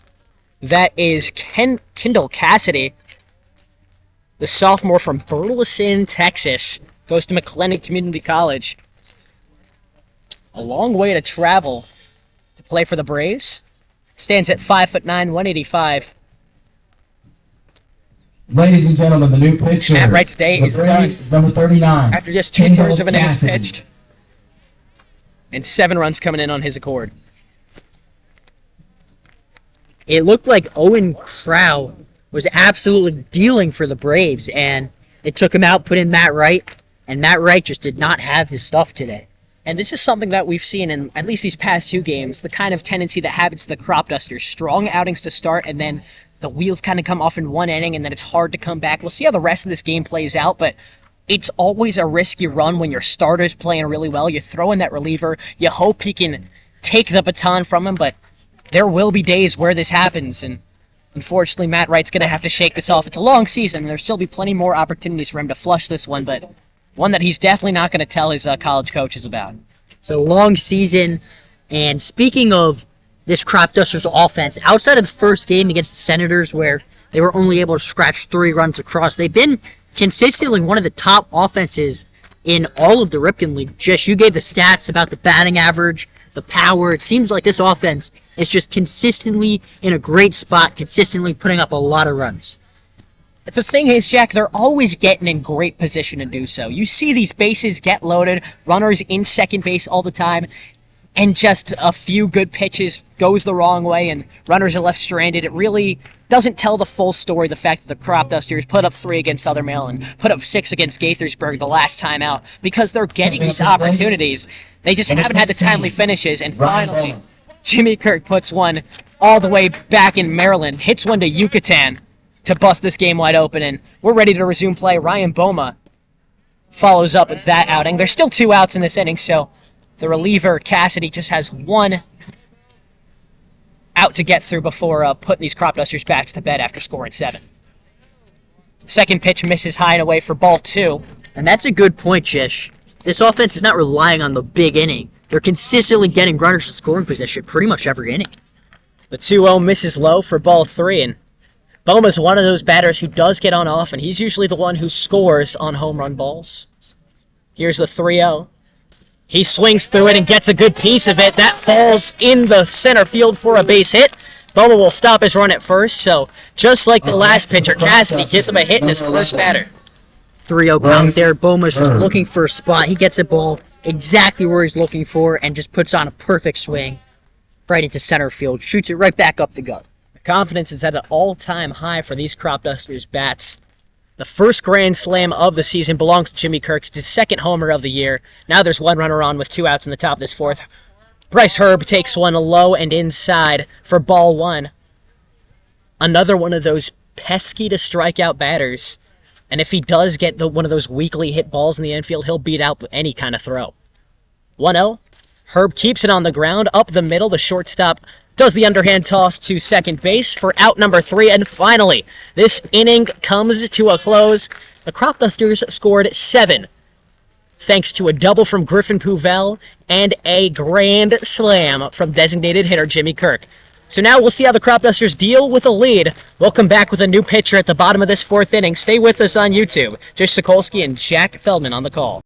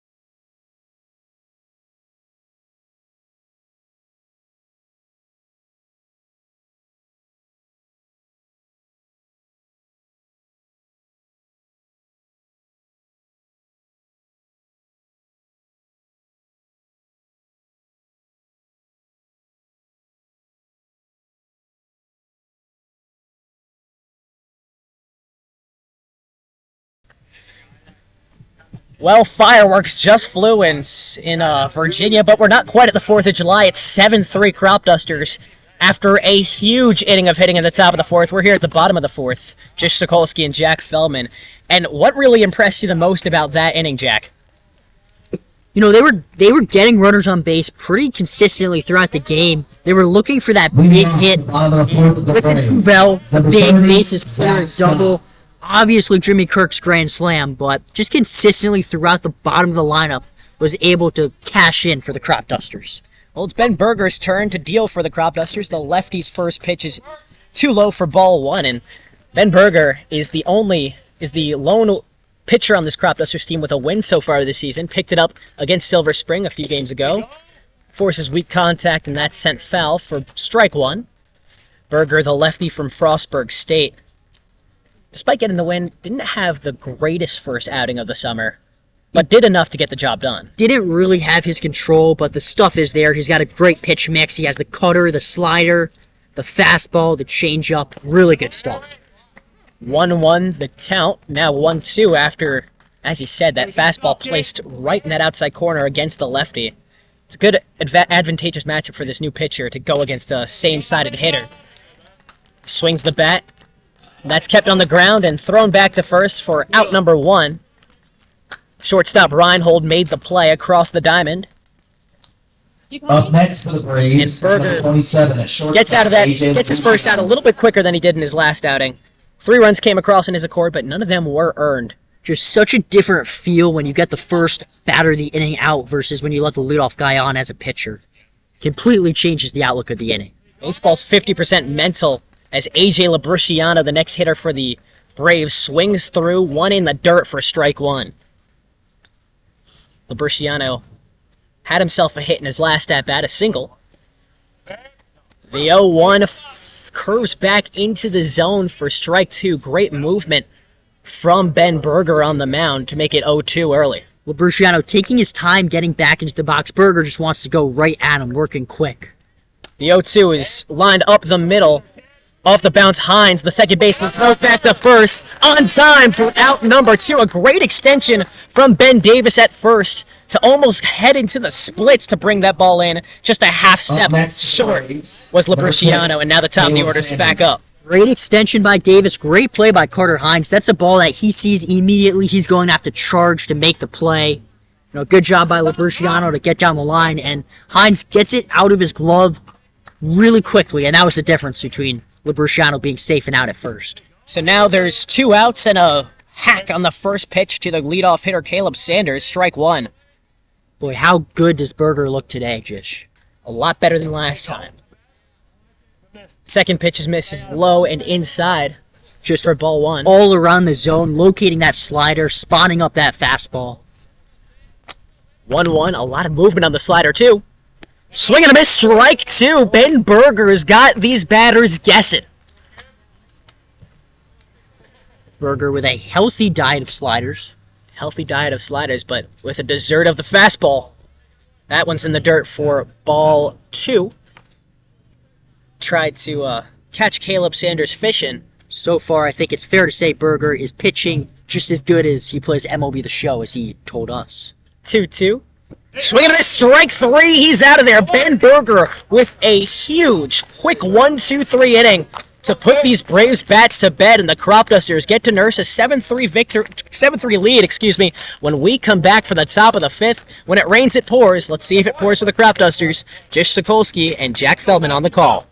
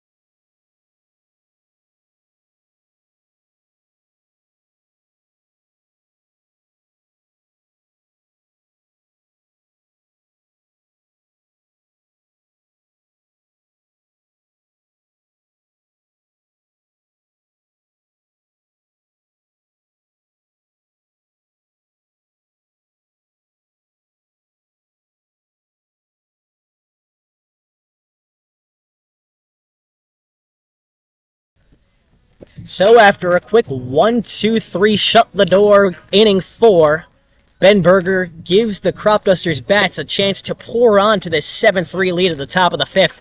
I'm Jish Sokolsky. Jack Feldman is sitting to my right, and the sun is finally setting here, and as the sun sets, the Cropdusters get going. You think there's some vampires in this lineup. The 5th inning for the Cropdusters are 32. Ben Davis. It's Ben Davis up to bat again for the Cropdusters. Singled in his last at-bat.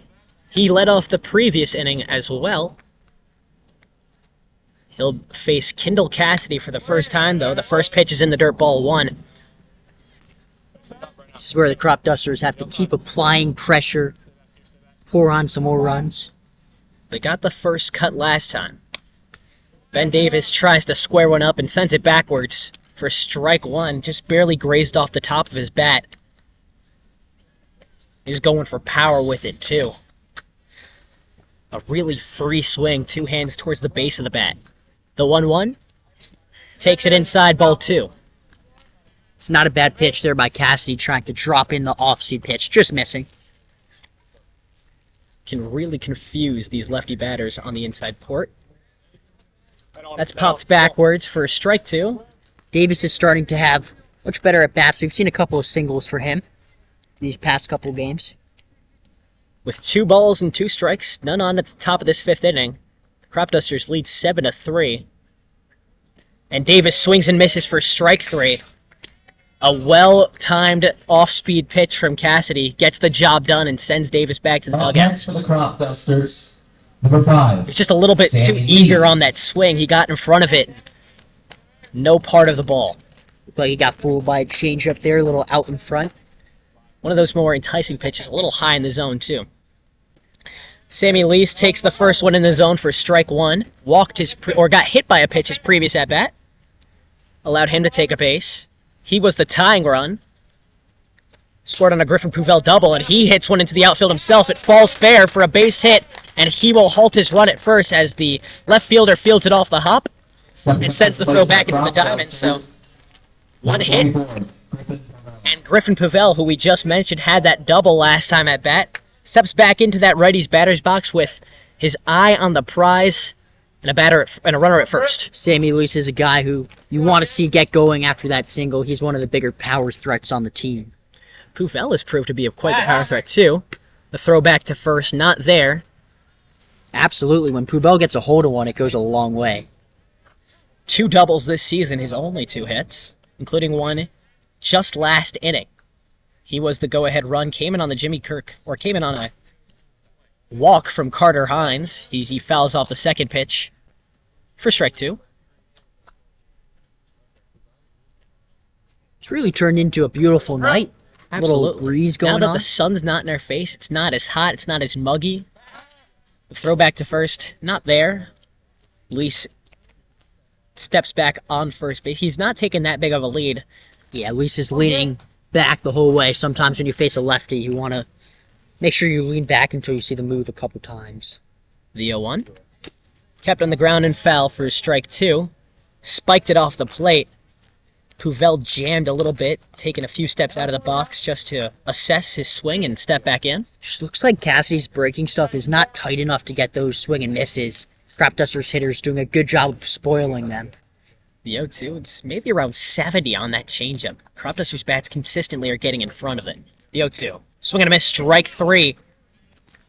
So 2 strikeouts for Cassidy to start this inning after allowing the hit to Sammy Lees. Sometimes that's all you need, Jish. When you throw that super slow changeup, come back with that fastball elevated in the zone. Looks about 5 miles an hour faster than it is. That's how you get in the head of these batters. And now it's the top of the order hitter, Josh Reinhold, up to bat. Yet to face Cassidy. Gets him for the first time and gets a piece of that ball. It's traveling deep into center field. And that's over the fence again! Josh Reinhold hits his first home run of the summer, and it's a 2-run shot to make it 9-3 Cropdusters. That one kind of took us by surprise. I didn't know if that was going out. I just saw the number 1 in the outfield chasing it. And next thing you know, it slides over the fence. So after a 7-run inning last time, the Cropdusters put 2 on the board in the top of this 5th to make it 9-3. We've seen Josh Reinhold do just about everything can do in the batter's box, spraying the ball around the field, but we have not seen that piece of power there, dead center. Real impressive stuff. Speaking of power, it's now Parker Fry back into bat. Still yet to hit one out of the park, but has hit 5 in college. Josh Reinhold this past season hit 3 out of the ballpark. Typically hits for contact. Good to see a power added to his game as Parker Fry pokes one between first and second to the outfield for a base hit. So when it rains, it pours, Jack. And, well, it hasn't rained yet at the field, which would cause a cancellation of the game. I'm sure the Braves would prefer that because the Cropdusters now have a base runner on with 2 outs and a 6-run lead in the top of this 5th. And the heart of the order is due up again. Here's a little hint. Jimmy Kirk's on deck, and we all know what happened last time. He was at bat, a grand slam. But first it'll be Carter Hines, who walked his previous at bat. With 2 outs and 1 on, he takes the first pitch right down the middle for strike 1. Jish, they say hitting's contagious, and what better example of that is today's game. Seems like up and down the lineup, everybody just putting on great at-bats. If hitting's contagious, you think if they gave you a helmet, you can knock one to the outfield? Doubt it. I don't know if it's that contagious. The 0-1 is popped skyward and over the right field fence, but out of play for strike 2. Listen, for me to get a hit, it has to be really contagious. Josh Reinhold hit a bomb, Jimmy Kirk hit a bomb, but it would be even more impressive if Jack Feldman got a hit. The 0-2 with 2 outs and a runner at first. Here's the pitch. Too low, ball 1. A little bit of zip on the fastball, but Carter Hines saw it well, and even down 0-2, he doesn't get impatient or nervous. talking about. It would have to be to the point where there would be a pandemic warning issue. Pandemic of hitting? Be a lot better pandemic than the one we just had. 1-2, 2 outs. That's skied 45 degrees towards right field. The right fielder with a mad sprint. Can't find it. It lands fair for a base hit. Parker Fry rounds third, and he jogs home as Carter Hines stands up for a misplaced double. It's now 10-3, the Cropdusters lead. Just everything falling apart for this Braves team. No, seemed like he was under it, camped out in right field. Ball just blew back a little bit, dropped in. Boy, that's got to be tough, dropping that one right in front of the Cropdusters bullpen. I'm sure he heard it a little bit. I'm sure he did, and he tried making that Odell-esque catch, and you wonder if the bullpen being right there in right field, very close to the field, disrupts his focus. Something to monitor as we go on in this game. And now it's Jimmy Kirk up to bat. Last time he was at the plate, he sent foreign off the home run ball. We saw one earlier this inning with Josh Reinhold. Let's see if Jimmy Kirk has another one in him. He's 1 for 3 on the day with 2 strikeouts and a home run. He's got Carter Hines, the speedy shortstop and second baseman, at second himself with 1 ball, no strikes, and 2 outs. This has to be the most impressive display of offense we've seen by the Dusters so far this season. The 1-0. Got a little piece of it, but fouled it backwards for strike 1. If his swing is a little higher, we could be saying bye ball baseball, part dose. I know they put up 16 runs against the T-Bolts, but to just turn it on like they have has been really impressive. Cropdusters already with 10 runs in the top of this 5th inning.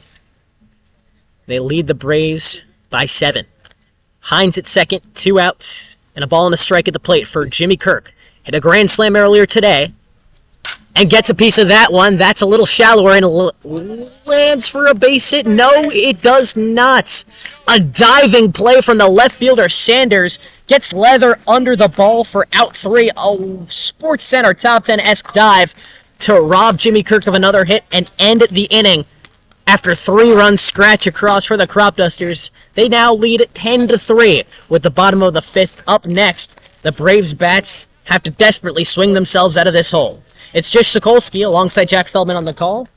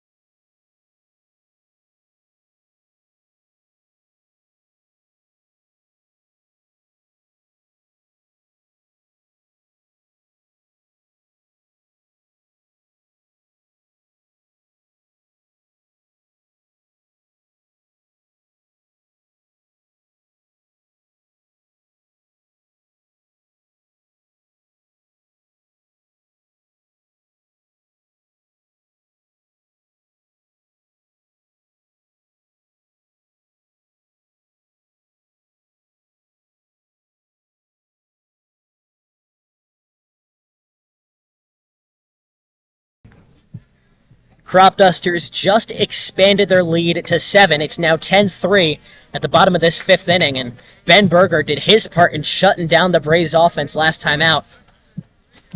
South County put up their first goose egg in the bottom of the 4th, thanks to the new pitcher coming in, and he went 1-2-3 that last inning. Looked really good, Jack. This is the best stuff we've seen from Ben Berger by far. He looked absolutely filthy, and to continue that into a 2nd inning of work. Right away, a swing and a weakly hit ball to short. Reinhold makes a throw across the diamond, and the throw sends Davis off the first bag. So that'll be good for a base hit. Would have probably beat the throw anyway. He had a lot of wheels. Can the second hitter for the Braves coming down that line. He got down the line really quickly. Number 20, catcher Halligan. So now it's catcher Halligan up to bat for the Braves, and if anybody could get the Braves bats going the right direction, it's catcher Halligan. But it's so demoralizing as an offense after giving up another big inning. And you got a guy like Ben Berger on the other side of the mound, just pumping strikes. He looks really in control today. Berger absolutely shoving it so far. Halligan fouls one off backwards for strike 1, and he's got a runner at first. If he can force another weak contact like that, I don't think these base runners get as lucky. No outs and a runner on. Berger delivers the 0-1. And it's in there. A called strike 2. The fastball is fastballing. Just getting ahead of pretty much every hitter he faces now. The 0-2 Berger is in everybody's head. He takes a look at first base. The nod and the delivery. Swing and a miss, but he grazed it to stay alive with 2 strikes. No balls still. And no outs. And it seemed almost like a panic swing from catcher Halligan. That would have been a ball. That was an emergency hack for sure. Shortened up on it. Was going for contact, but has to poke one to the outfield. 0-2. Misses inside. The slider just barely off the bottom corner. Or actually, it's in there. Next up for the Braves. Barely tickles the bottom right corner. Catcher Halligan is sent packing, and Ben Berger's stuff is even fooling me out here. This is the sharpest I've seen a Cropduster pitcher this season. He is absolutely dominant today, Jish. And that's saying something. We saw Pavlos Piparakis in the first game throw 5 strikeouts. Brandon Brown in the previous game throw 6 in relief. But Ben Berger might be putting him to shame with his 3rd strikeout of the game. Finds the zone again versus the cleanup hitter Mirabito. Second one misses low for ball 1. The first real even count we've seen Ben Berger face. Still a competitive pitch, and if this is the Ben Berger we can get throughout the season, he's going to be a real weapon for this team. The 1-1 is hammered deep into the gap in center and right. It's back, and it's out of here. Chris Morabito, the designated hitter, sends in 2 to cut into the Cropdusters' lead. It's 10-5, the visitors, in the bottom of this 5th. And, well, I guess as soon as we're singing Ben Berger's praises, all it takes is 1 pitch. You know, that we've talked about the announcers' jinx a little bit. That might have come back to bite us. That really came out of nowhere, Jish. She was cruising. Taking up for the Braves. That's a good swing by Morabito. Definitely a good swing from Morabito, and really that's all it takes. I mean, now it's just a matter of can Berger get it back, and he does immediately with the fastball, strike 1. Going with the philosophy of no one cares, just work harder. 0-1 with 1 out, none on. Misses low and inside for ball 1. The first real blemish on Berger's record thus far. Delivers the 1-1. Misses low and away, ball 2. And when you have a lead like this, you got to just keep attacking hitters. His stuff's been playing really well. He cannot get discouraged. He's got to keep pounding the zone. The 2-1 is fouled backwards for strike 2. So it doesn't seem that Berger is letting that home run really impact him that much, and he's right back on his horse to even things up with a ballerina count. Putting Madden the batter up. And he gets a good piece of it. It's popped into center field. Puvel takes 2 steps up and makes the grab for out 2. Puvel didn't even have to move for that one. That was nice. An outfielder's dream, really. You don't have to really stretch out those legs, but Puvel, we know he's capable of it. He's made diving grabs at the wall. Even in a brand new ballpark, Puvel's one of the better defensive outfielders the Cropdusters have this season. Cropdusters have had some very nice center field play. Puvel's been awesome. Brian Scott's been awesome in center. He's covering a lot of ground out there. Bryce Herb as well, starting in left field today, has had quite the pedigree of starts. First pitch is in the zone against Jaden Carter for strike 1, but he turns on the second one. Struck deep into left, and Herb leaps and makes the grab at the warning track for out 3. And that's a great defensive play from Herb, as we just talked about. The reverse announcer, Jake Jacks. Jish, you just mentioned Herb's defensive play. What a snag on the left fielder there. Right on the money. Quick reaction, quick run, and a quick out. The Cropdusters give up 2 in the bottom of this 5th, but go back to the top of the 6th with the bats hot and a 5-run lead. It's 10-5 Cropdusters after 5. Stay with us here on YouTube. It's Jish, Sokolsky, and Jack Feldman on the call.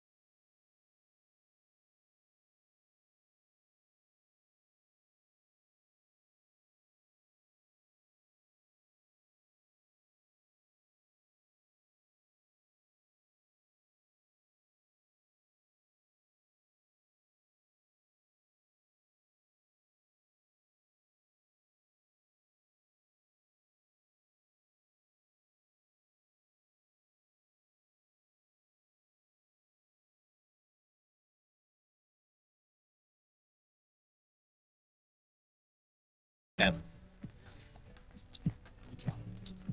Kendall Cassidy remains out on the mound for the Braves after a 3-run inning for the Cropdusters in the 5th. We're now at the top of the 6th, where the Cropdusters lead 10-5 over the Metro South County Braves. I'm Jish Sokolsky. That's Jack Feldman. We were just told that our first base coach, Cam Hyder's dad, is on the call, so shout out to him. We talked about Jimmy Kirk being a Cropdusters legend, but I think Cam would be up in the Mount Rushmore for sure, absolutely. It's got to be up. Leading off the top of the 6th. Was the Cropdusters' leading hitter in their inaugural season. He's come back and coach both years. He's coaching the batters, and the batters have been absolutely phenomenal today, Jack, so Cam's definitely doing his job. And Ryan Boma has been a contributor to that. He leads off for the Cropdusters this inning. Swings at the first pitch he sees and fouls it off towards us for strike 1. Seems like the Cropdusters are just in that zone now. They're attacking, they're being aggressive in the box, and making a lot of hard contact. It's 10-5 Cropdusters at the top of the 5th. Boma takes one high and away for ball 1, excuse me, evens things up at 1-1. Boma's gotten on base twice. Swings a line drive backwards for strike 2. Boy, I don't know if it's Ben Berger pitching, but a little hungry, Jish. I wonder if I can get a piece of that DoorDash to the bullpen. You're going to have to ask Lucas Garten, but I did see also another bullpen DoorDash order, send Domino's to Torrey and Domenico. I'm still going with Garten's pick of 5 guys over that any day. Boma swings through strike 3 for the first out of this inning. A much welcome change for Kendall Cassidy. Who would have known that the bullpen is such a big contributor to the DoorDash in this area? You know, it makes me maybe want to start, if I'm not broadcasting one day, I'll do DoorDash. You just Probably make a camp out pretty by penny in the this baseball area field? on a game night. 1 out and none on. It's Bryce Herb up to bat. He pops one skyward towards the right field line. First baseman Halligan gives chase, but it's over and down for a foul ball. That ball ran out. You just ran out of room there. We have seen a couple Braves struggle with pop-ups. You've seen a couple miss pop-ups by them. So that one, he just runs out of room. But especially on that right side. On that right side, whenever a ball goes up in the air on that right side, it's been trouble. You know that the Cropdusters bullpen is chirping and making sure those fielders don't get it. The 0-1, Herb takes it inside the strike zone for strike 2. Good placement from Cassidy, breaking ball towards the inside. The 0-2 with 1 out and none on. Here's the pitch. Swing and a miss. Strike 3. The run to first not on time after the third strike was dropped. Cropdusters. And that's out number 2. And it appears as though there's a new catcher out there for the Braves, something I just noticed. I believe that is Sean Pokarak. It's a good spot by you to get that number. Always tough with the catcher's gear on. That's number 14. That's Carson Richter, actually, a senior from Edgewood College. He's a first-degree black belt. If he catches like he fights, perhaps that's a good sign for the Braves. It's Ben Davis up to bat now for the Cropdusters. He fouls off his first pitch for strike 1. 2 outs and none on. Cropdusters lead 10-5 at the top of the 6th inning. It's a lot Go ahead. of dedication to be a first-degree black belt. Absolutely. A lot of years. 0-1. A swing and a foul ball for strike 2. So Ben Davis finds himself in a hole early, and Cassidy, give him credit, has done a great job to start this inning off, getting ahead of these batters. Needs a new baseball before dealing the 0-2.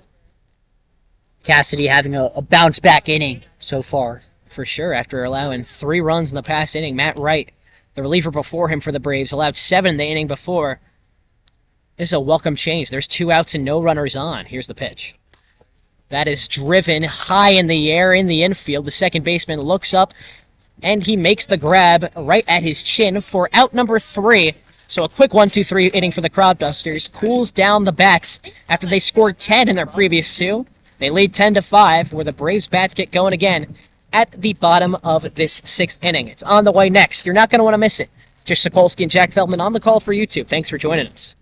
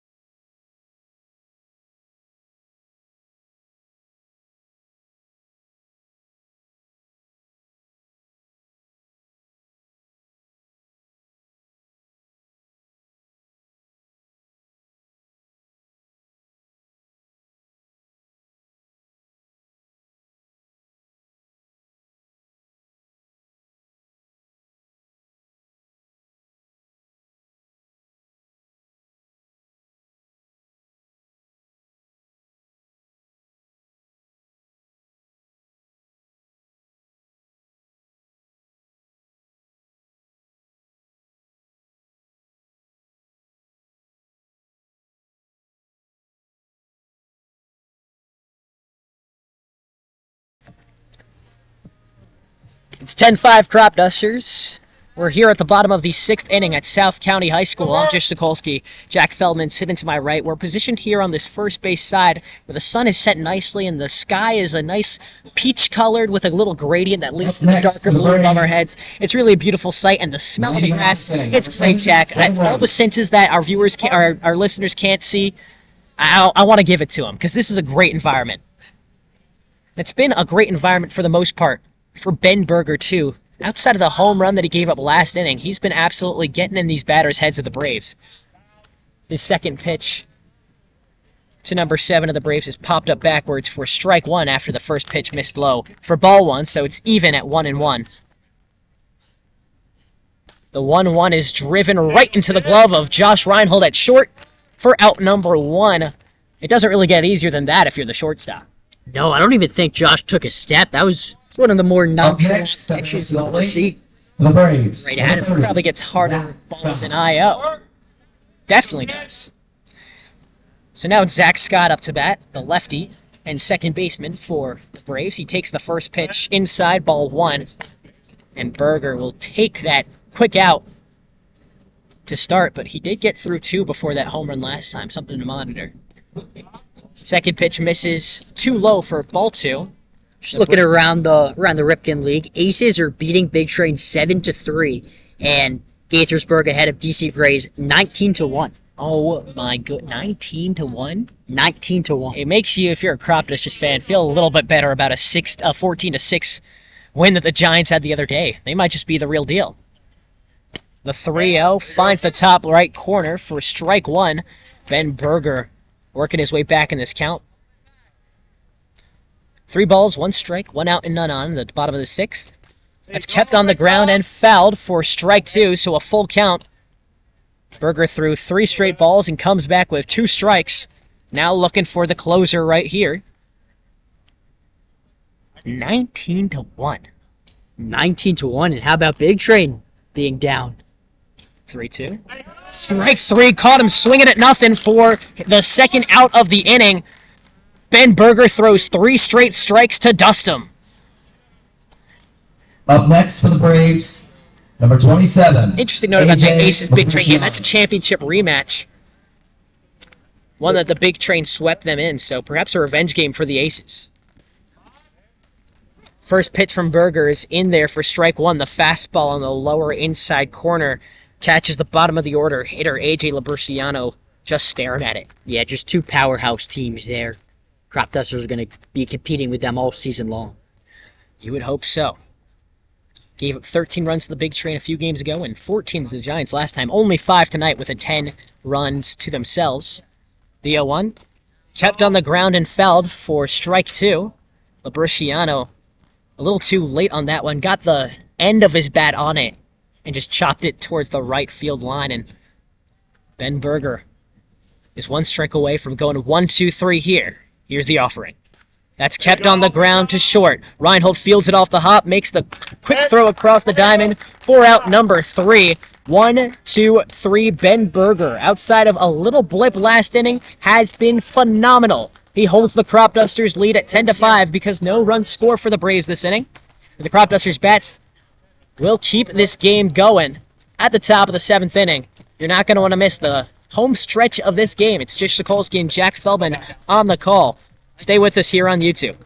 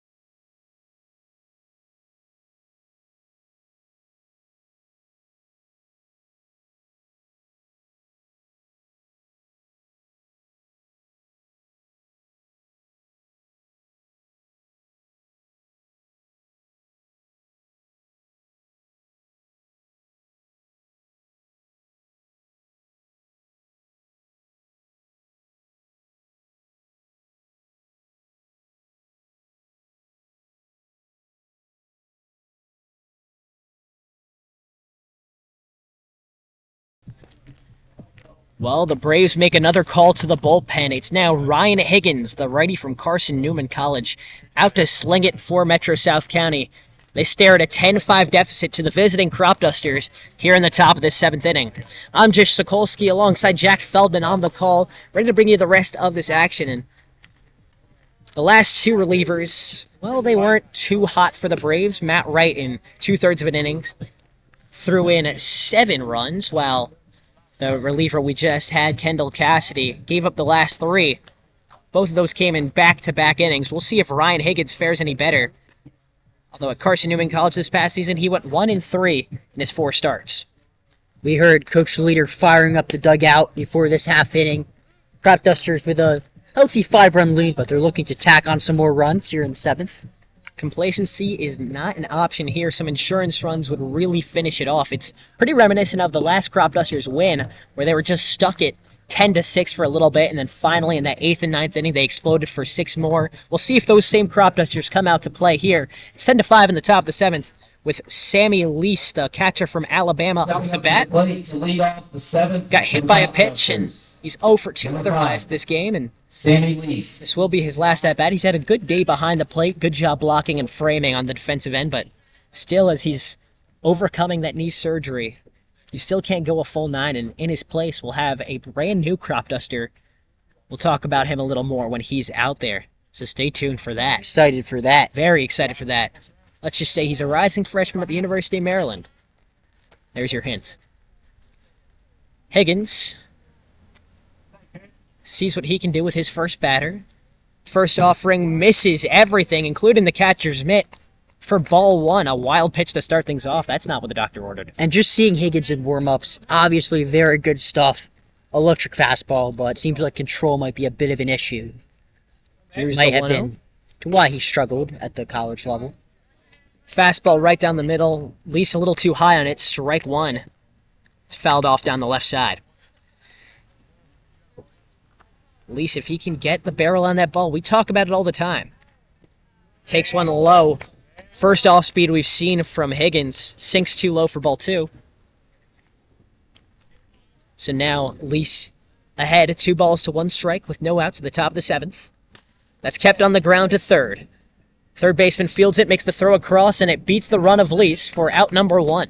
Up next for the Cropdusters. And a 5-run lead for the Number Dusters 24. here is certainly not insurmountable. So they're going to be looking to tack on a couple more. We've seen much crazier things happen in the Ripken League.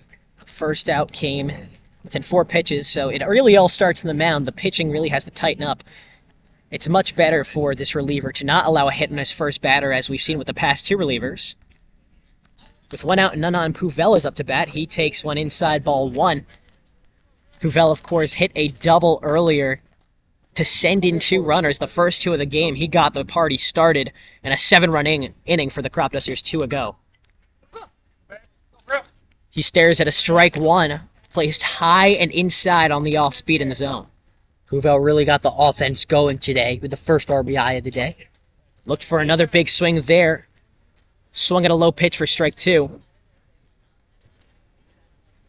So Puvel needs another moment to adjust. The first time he's facing this righty Higgins without a lot of homework on him. Here's the 1-2. Inside, ball 2. Puvel, another guy with some sneaky pop. 2-2. 1 out, none on. In the dirt, ball 3. So now the off-speed command is getting away from Higgins, too. Sure, something that will change as he's getting more and more broken into this game.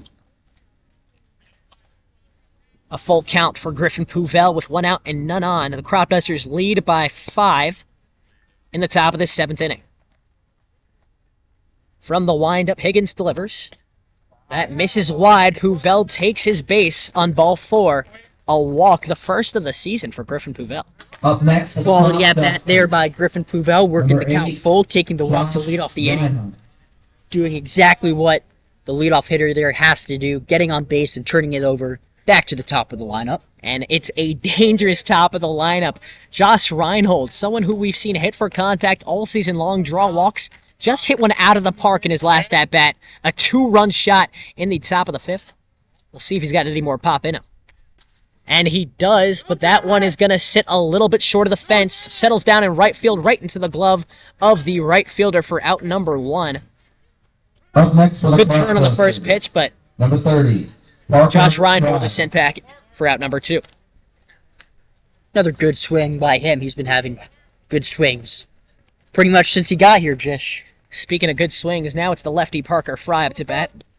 Playing in right field today, despite typically being a first baseman all season long. Huvel takes a lead from first with 2 outs, the only base runner on. That's popped into the sky. Will the catcher lose it in the lights? It's into the home team dugout. He can't reach for it, and that'll land for a foul ball. A lucky break for the Cropdusters. So that's a narrative of this game is the Braves have not been able to make those plays on. That's the 3rd fly ball of the game that has been dropped by the Braves. Just lost it in the lights, really. Now Parker Fry steps back into that lefty batter's box. Huvel, a guy that can run. We'll see if he tries to get them into Was caught scoring stealing position here. earlier this year. He's 0 for 1 of stolen bases. Fry keeps it on the ground, and it's chopped to the second baseman, who makes the throw back to first. Routine 4-3 for out 3. And that's how the inning's going to end. 1 runner left stranded with no runs coming across. Cropdusters still lead at 10-5 midway through the 7th inning. With the 7th inning stretch now on the way, and the Braves bats looking to chip into this lead. The hole is still 5 for the home team. We'll be right back after this short break on YouTube. I'm Jish Sokolsky, and that's Jack Feldman.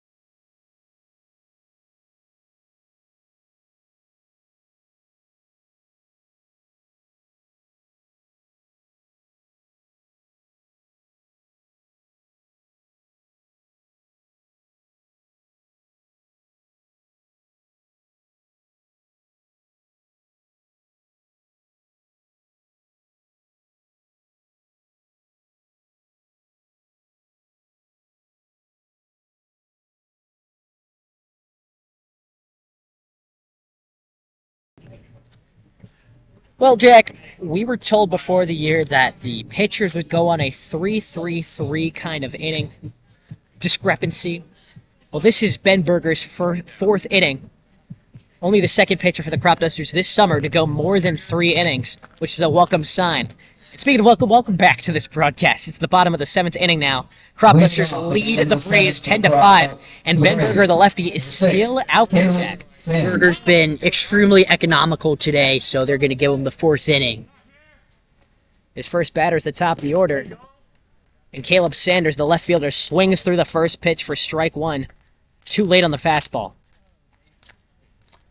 0-1 the count, with none on and no outs. The bottom of the 7th, Crops lead by 5. That's in there for strike 2. Beating Sanders, swinging and beating Sanders looking. Ben Berger looks for the punch-out right here. Berger facing the top of the Braves lineup. Misses high and inside for ball 1.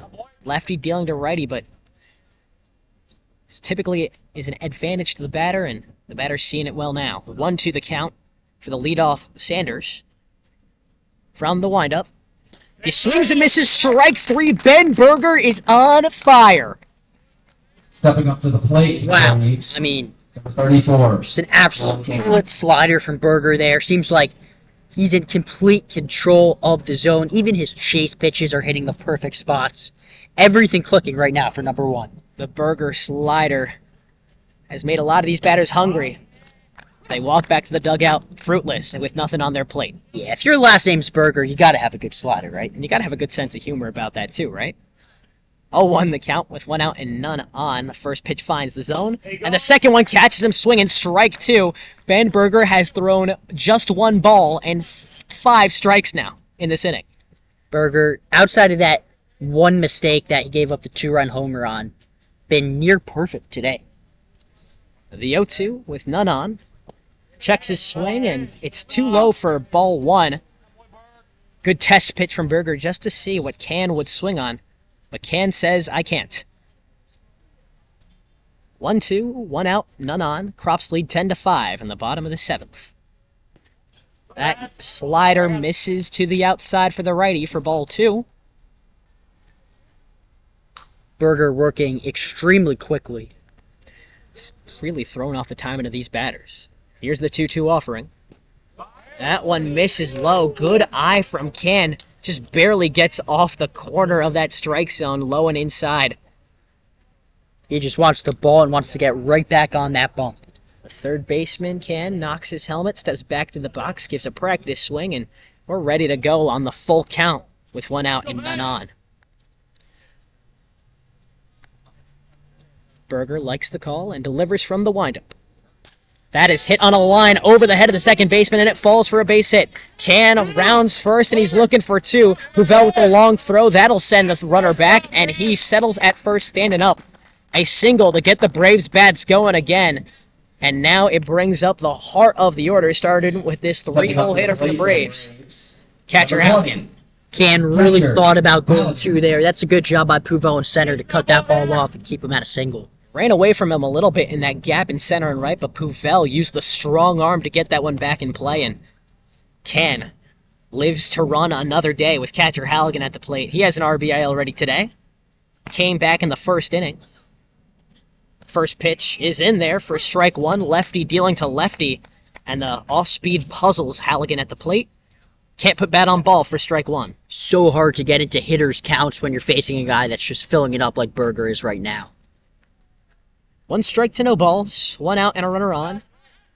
He tries the pickoff, but it's not there in time. Can slides headfirst back into first to stay safe. Back at the plate. There's 1 strike to no balls with 1 out and a double play on the table with that runner at first. Berger nods and delivers. Off speed misses high and inside for ball 1. Another high hanging slider, but the lefty Halligan saw it breaking towards him. It's a really tough pitch to get yourself to pull the trigger on because it really looks like it's coming right at you until about halfway. Can dancing at first. The throw back not on time. He slides into first cleanly to stay safe. A ball and a strike for catcher Halligan at the plate. Berger a look at first and delivers. Halligan pops that one deep into right. Fry chases back for it, and he makes the snag. The runner goes back to first. There is no tag, and that'll be good for out number 2. Great plays in the outfield from Fry and Puvel to keep Can at first. It's been one of the main differences in this one because we've seen the Braves make a couple of errors on defense. The Cropdusters have played a really solid outfield today. So that brings up Chris Morabito to the plate. Last time he was there, he homered right over the center field wall, and that was the only blemish on Ben Berger's record. Let's see how he deals with it now. Pitch misses low, ball 1. Least caught it between his legs. Certainly an impressive swing by Morabito. Anytime you're going lefty-lefty homer. Morabito, typically listed as a right fielder on the site. Bats in that righty batter's box, or in the lefty batter's box. He swings and misses for strike 1. He was going for another home run ball with that swing. Nice upward motion, hands at the base of the bat. Couldn't get any wood on it. Gets wood on that one. It's driven deep into right center and falls for a base hit. Can rounds for third. He'll get there safely, but that's where his run stops as the throw comes back in time. The bullpen of the Braves wanted him to run back in, given the motion that the third base coach would give, but again, the throw from Puvel keeps him glued. Yeah, he would have been nailed at home there, Jish. 13. It's a good call by the third base coach. Keep him at third.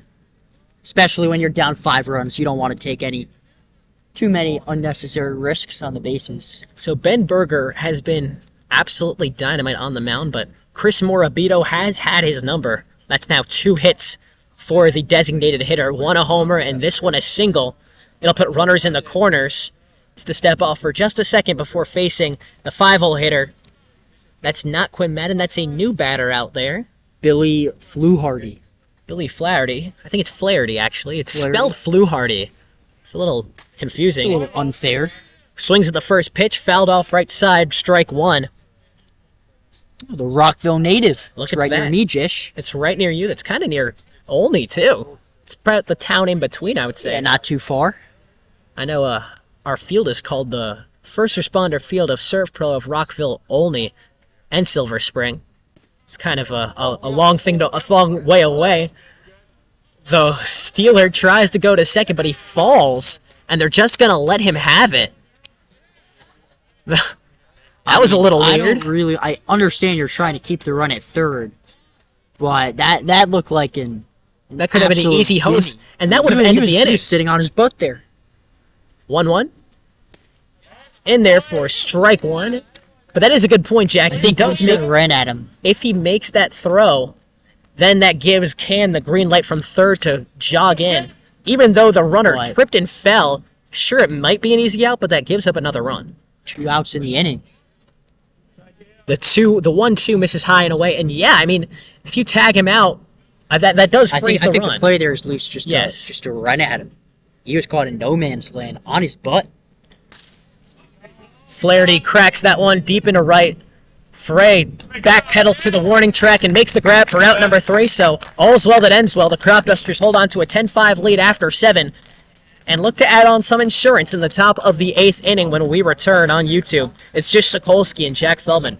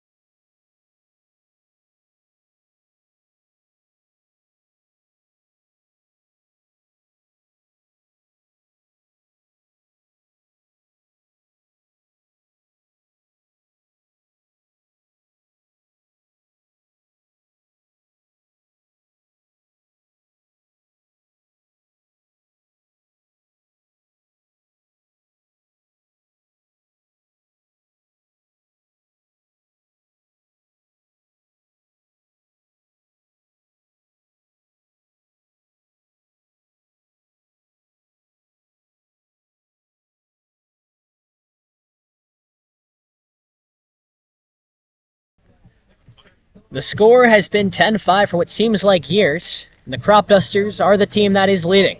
It's 10-5 in favor of the visitors. After 7, we're ready for the top of this 8th inning. Jish Sokolsky and Jack Feldman on the call-in.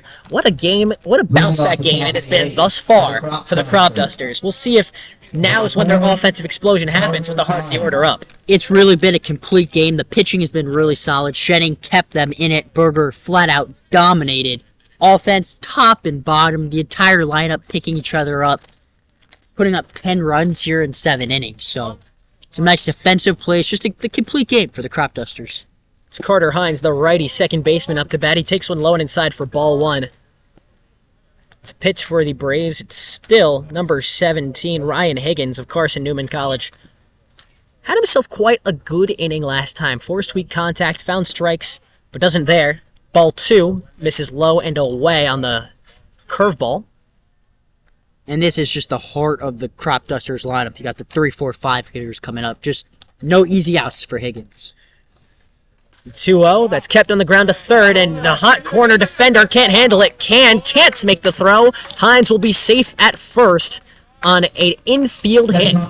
Seems like he's barreling up every swing he has, and that's a play where he really used his speed. That's a good job by Dylan Can just to knock that down, but he knew he had no play, didn't even try to make the throw. That's now 4 straight multi-hit games for Carter Hines. He just has a knack for getting on base. Just on fire right now, Jish. Speaking of on fire, here comes Jimmy Kirk. He's 1 for 4 in the day, but that one was a grand slam back in the 5th.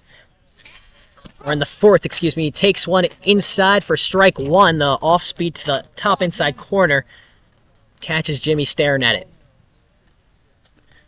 Jimmy Kirk has a big bat. You don't want to pitch to him. You want to pitch around him.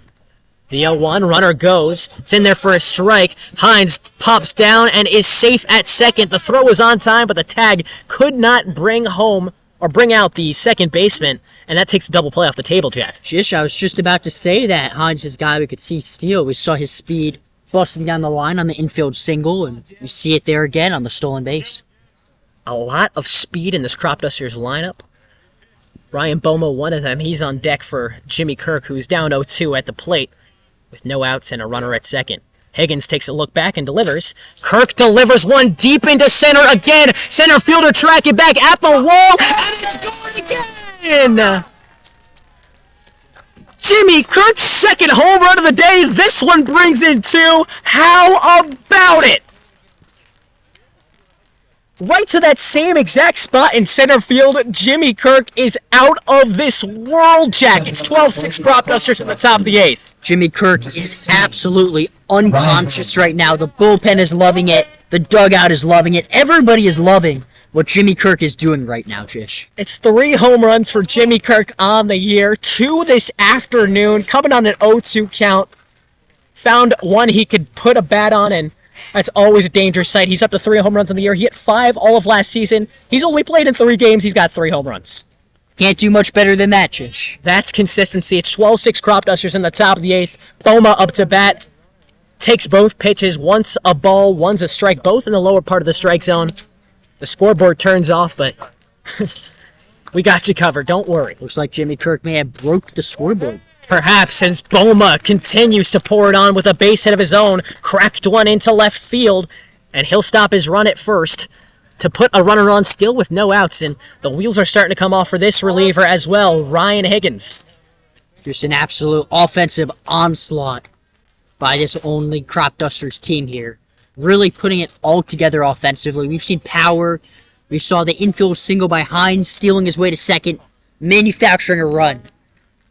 Just what a performance by this team right now. Hines' Shippensburg teammate Bryce Herb is up to bat. Swings through a low pitch for strike 2. I believe that's another multi-hit day for Ryan Boma over there at first base. He's one of those guys who it seems like he gets multiple hits a day because of his walks. That one spikes off the turf ball, too. Herb calls off the runner at first to make sure he doesn't go, as the catcher, Richter, did a good job blocking and staying on top of it. It's 12-6 Cropdusters lead over the Braves. Jimmy Kirk just hit one out of the ballpark for his second dinger of the day.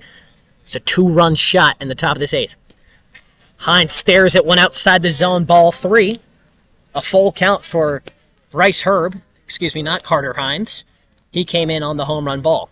Just a warm night in June, early June, and the ball is flying today, Jish. That one is chopped on the ground, though, to the shortstop who makes the soft toss the second on time. The throw to first is not there, so a fielder's choice will be good for out number 1 of this inning. Ryan Boma sent to the dugout as Bryce Herb is safe first. Ben Davis. And now Ben Davis is up to bat for the Cropdusters again. He's had some just barelys at the plate, if you will. Big swings and misses. And we've already seen 3 home runs tonight for the Cropdusters. And it appears as though both base runners are coming back. Was that a double play? I don't really understand. I mean, I didn't see any reason why Bryce Herb would be out at first. They didn't make the throw. Looked like that was runner interference on second, so they're going to call runner interference on Ryan Boma at second. Did not give the opportunity for the shortstop to make the throw, which... And there's a big hit from Davis deep into right, but it will die too early. The right fielder steps back 2 steps and makes the grab at his shoulder for out number 3. And that'll do it for this inning. A real confusing inning. Yeah, I don't think that's the...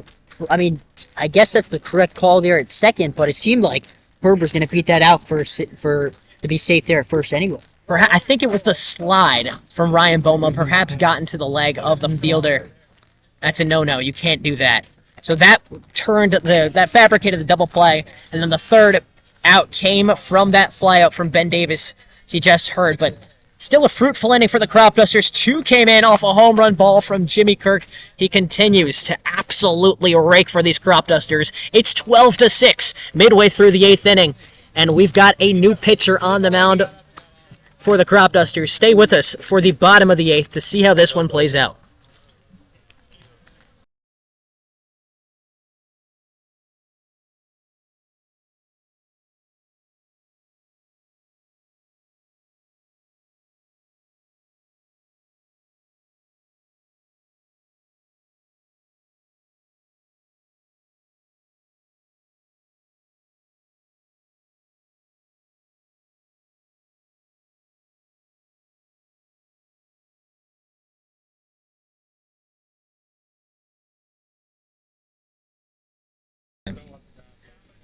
12-6, the Cropdusters lead at the bottom of this 8th inning, and we've got a new pitcher in after 4 excellent innings from from Ben Berger, excuse me.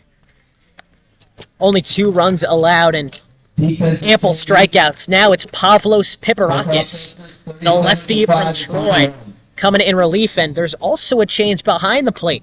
Jake Hawk, the rising freshman at the University of Maryland, gets his first reps as a Cropduster. He was a new addition to the squad. Really excited to see how he fits in his first bit of action. And Piparakis is a guy that we saw against the Senators. He looked flat out nasty against the Senators, so looking to see more of the same from him tonight, Jish. Piparakis threw 5 strikeouts in that game, 5 scoreless innings as well. We'll see how the arm is feeling just a week removed. Less than a week removed from that game. Number 14, Carson Richter. Carson Richter, the catcher, speaking of pinch catchers, is up to bat for the first time for the Braves today. He comes in relief of Jaden Carter. Piparakis, the lefty, deals to a righty on his first batter. Has to get on page with this rookie catcher. First pitch. Spikes off the dirt, ball 1.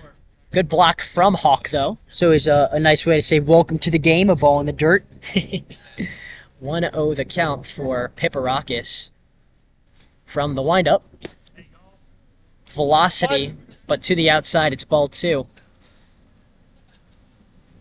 Hawk is one of those highly touted prospects, too.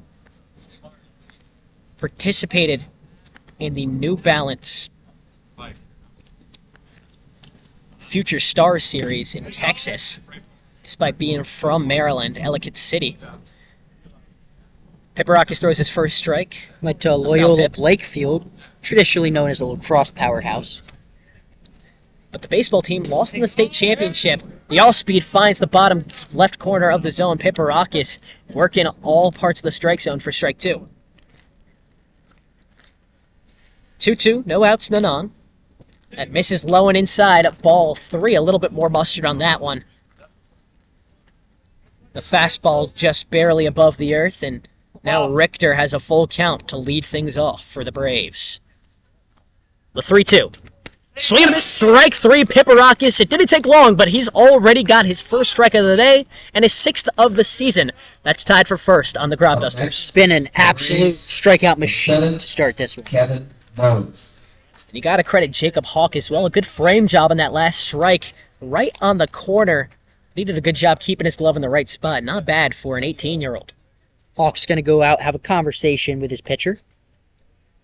And they'll both settle back in to face this next batter. That's number 7 for the Braves. That's Kevin Nose.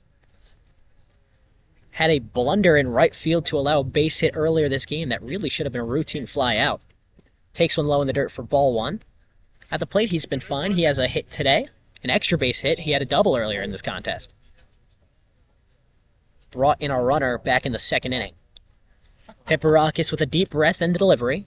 That's in there. Strike 2 with some zip on the outside portion. Knows the Miami, Florida native.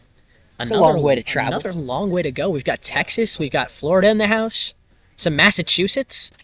Kept on the ground and fouled for strike 2. I'd like to be a Miami, Florida native. Sounds pretty good. Jish, you look like you're already ready for it. I'm wearing the pineapple shirt. Like I feel like I'm retired with this attire. That's the way we should dress. Attire to retire. You're giving off that vibe a little bit right now. The 1-2 is swung through. Strike 3. Piparakis. 2 batters faced. 2 batters put away on his own. And Piparakis looks like he has some mustard on his fastball right now. He is chucking it. If he keeps up this pace, we might have to start calling him the Greek Freak, not Giannis Antetokounmpo. Pavlos Piparakis has 2 strikeouts and 2 batters faced, and he's now up against the Massachusetts native we were talking about, Zach Scott. Checks his swing on the first one, low and away, ball 1. Cam Hyder walked by the table. The first base coach and told us not to jinx it. When we were talking about how good Ben Berger did, they gave up a 2-run jack. Swing and a miss there for strike 1. Hopefully we didn't just condemn Piparakis to the same fate. Got to be extra careful with who we're giving our praise to. We got to do our job, Jish. We do. And when pitchers throw strikes, we call it. And that's another strike. Pablo's Strike two. certainly doing his job right now. Pablos is doing his job. He's throwing strikes. Ben Berger did his job. He threw strikes. Steve Schenning started us off with strikes of his own. It's like we're bowling out here. The 0-2. Foul backward till stay alive at 0-2. Piparakis with a lot of zip on that fastball. A real D1 left arm. Good mustache, too, Jish. And one that rivals mine. The 0-2 on the way. Swing and strike three. Piparakis puts him down in order with 3 straight strikeouts. He's almost unhittable out there. Cropdusters will come back for the top of the 9th and perhaps put this game to bed. It's 12-6, Crops on top with just 1 frame left. The Braves are running out of time. We'll see what kind of pitcher they throw out there to try and slow down these Crops bets. 12-6 after 8. Stay with us on YouTube. Jish Sokolsky and Jack Feldman.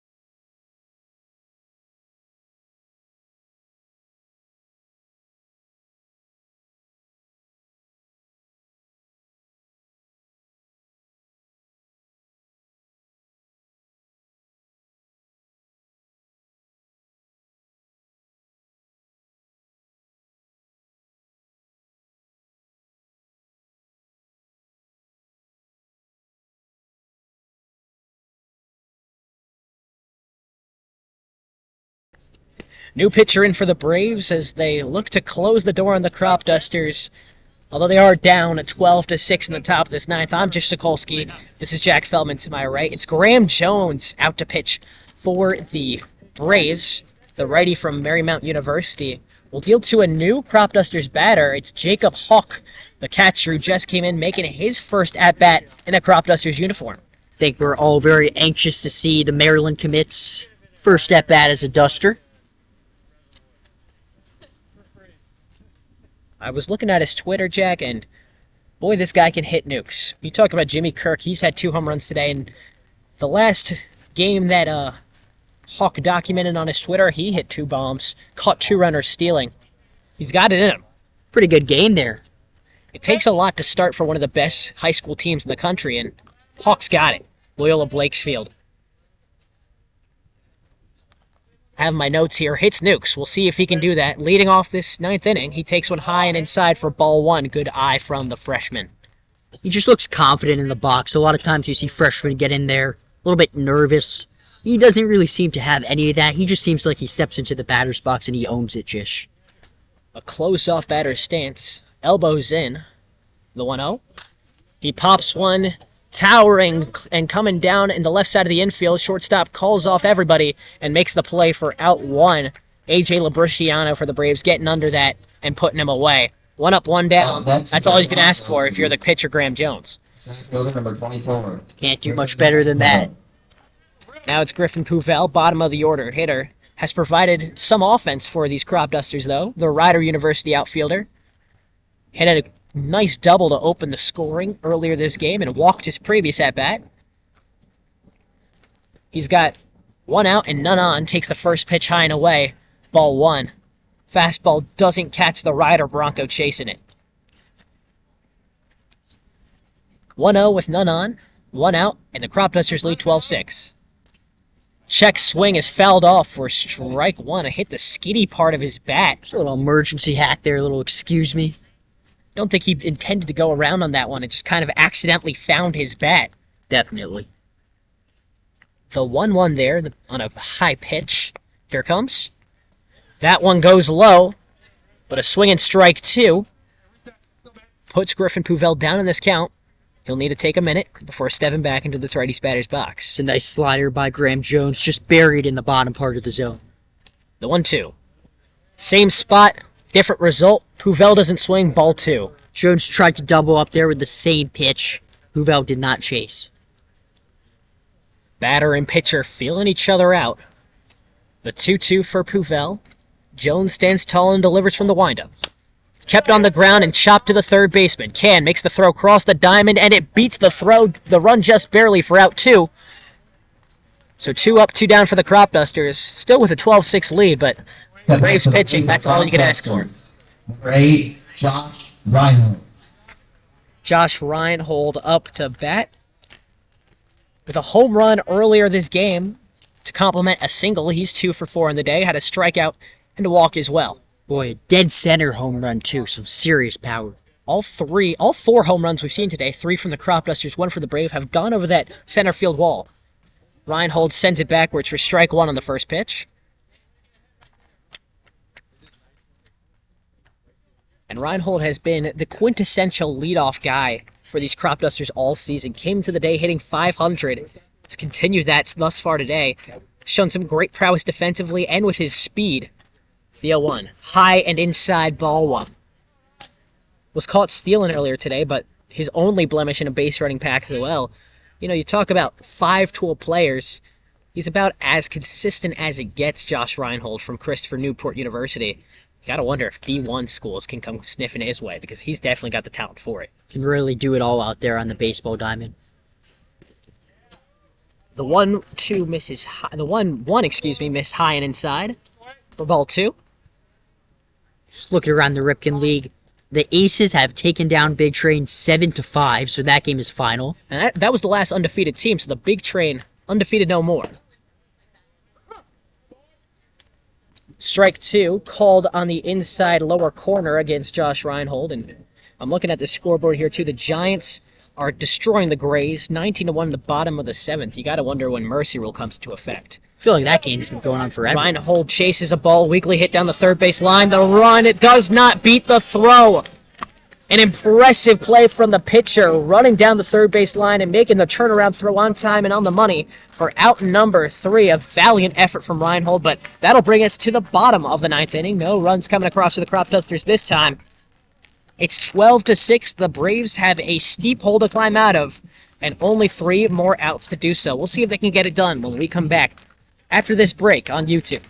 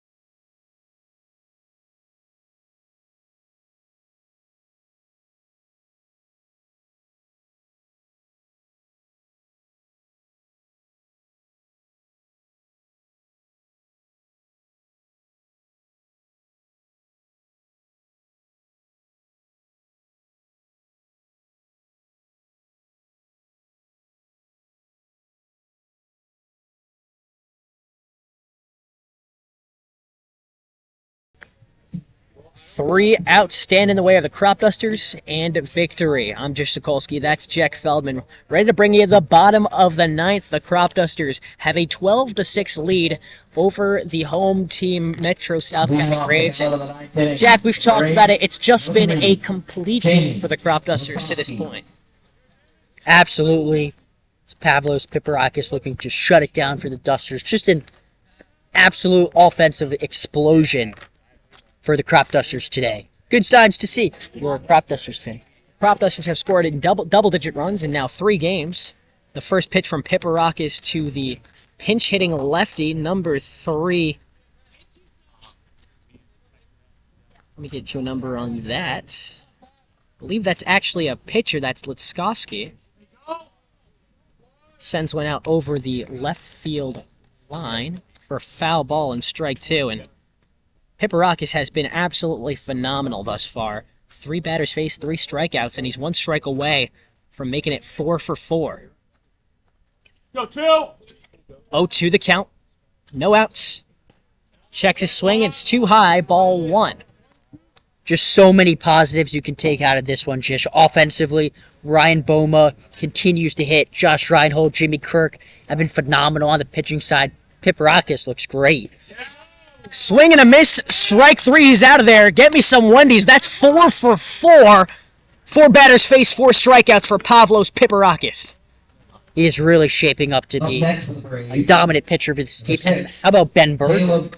He looked nasty today as well. Great stuff. 2 lefties with a lot of zip. Piparakis now up to 9 strikeouts on the year. 5 in his first outing, 4 in this one. And he continues to deal 3 strikes, no balls, and picking up where he left off, strike 1 to this next batter. Swing and a miss for strike 1. They're out here guessing. It's almost like these batters have blindfolds on. He looks like such a robot right now. He's just automatic. The 0-1 is in there, just barely grazing the inside part of the plate. It's 0-2 again. Piparakis on the verge of a 5 for 5. Just 1 strike away from doing so. Here's the 0-2. Misses low. The leadoff hitter, Caleb Sanders, wanted no bit of that, and that's the right call, ball 1. Man, Piparakis' slider breaks really late, really sharp. Just a tremendous pitch. 1-2 the count. Piparakis coming off 4 straight strikeouts, delivers from the windup. Swing and a miss, strike 3! Pavlos Piparakis, are you even human? 5 batters faced, 5 batters sent packing. We are 1 out away from a Cropdusters victory. Pavlos Piparakis is slamming this door shut. I think we really have to start a dialogue about dethroning Giannis as the Greek freak. Pavlos Piparakis has been freakish to these Braves batters.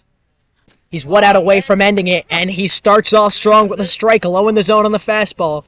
Dylan can't even blinks and it's gone. Piparakis can throw strikes with his eyes closed right now. You blink and he's ahead.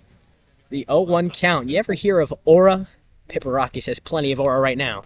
There you go. Swing and a foul backward, strike 2. The Cropdusters are 1 strike away from winning this game 12-6. A dominant victory through and through, and a dominant close from Pavlos Piparakis. He's only thrown 2 balls this inning, and he struck out 2 batters. Piparakis wants to get it 1 pitch away, and sure, he wants to get it on that strikeout. The 0-2 misses high and inside. Nobody's perfect. Ball 1. I'll get him out of the game, Jish. I wouldn't go that far.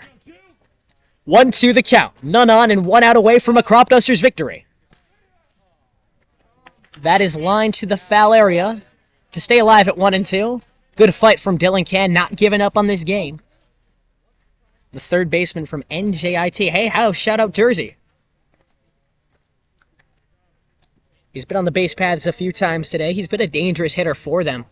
If anyone is here to save the game, it's Dylan Can for the Braves. Piparakis 1 strike away from ending it. The 1-2 offering.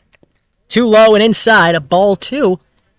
So he evens things up with 2 balls and 2 strikes. Piparakis has options now. He can double up on that back foot slider, or he can go with the elevated fastball that he's already gotten quite a few strikeouts tonight on. 2 balls, 2 strikes. Cropdusters 1 strike from win 2.